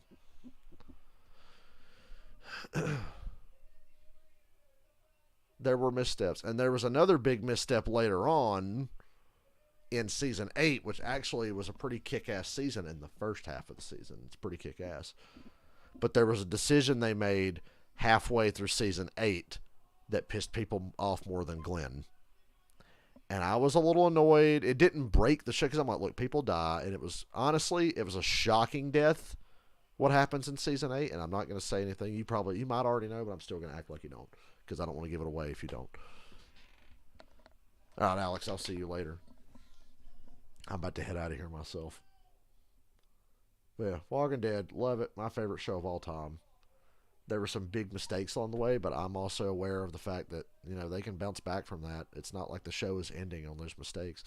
And I'm very happy to say that the final episode of The Walking Dead a couple weeks ago, incredible. You couldn't have ended the show any better than they did. So, props to them. They righted all the wrongs, whatever wrongs there were.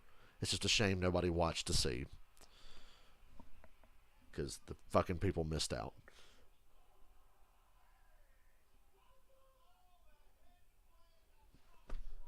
I didn't miss out watching this fucking game. I'll tell you that much. Damn, I'm not gonna watch another episode. I'm just gonna go to bed. It's fucking gonna be 11 here.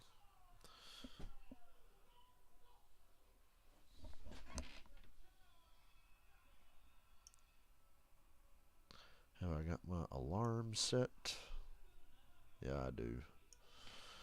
Oh, that sickening feeling of having to set an alarm. The last 2 mornings, I wake up an hour before my alarm, right?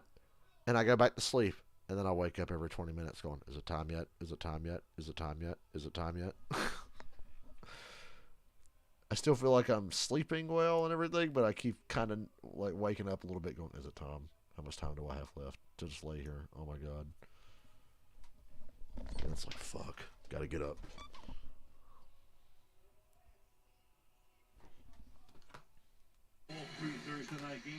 All right. Last chance Patriots. I mean, they're fucked anyway. With a 17-point lead. You know, it starts at the top. You got McDermott comes in. He's done a great job. You got a franchise quarterback. You got Brandon Beam, the general manager. The incredible Pagulas have done a great job running the team. They're looking to get a new stadium, which is in the offing maybe for 2026. So things right now very good in Buffalo land. That's a good start to the drive. You better go no huddle here. They are. Very high on this rookie receiver and what he can do. He does a really nice job of coming back. Mac Jones is sitting at 146 yards, and we're balls deep in the fourth quarter. Stevenson's averaging 5 yards a carry, but you can't run the ball down by 3 scores. This boy still will not go down. He's got soft hands too. You know, I think as his career grows and people continue to see what he can do, you know, this isn't an easy catch for a big man. The ball's way up in the air, just puts his right hand up, and you can see how soft his hands are. Then he throws the backer down. Couldn't take him down. Mac, deep shot, overthrown. He had the right idea, though. Thornton had about a half a step. I think he got held, though. No flag. I think that's a matchup that Mac Jones wanted to try to go after if they ever got a single high safety where you get a one-on-one matchup on the outside. And Dane Jackson is definitely the guy you want to test. But that one didn't have much. Well, I streamed a hell of a lot today. That's rare for a work night. Yeah, I think you talk Hurry up and run these last 2 plays. Turnover on downs, please. 3rd and 7. It's got a great vibe about it. You know, it seems like a very tight-knit group. Coaching staff, players, really well-run organization. 3rd and 7.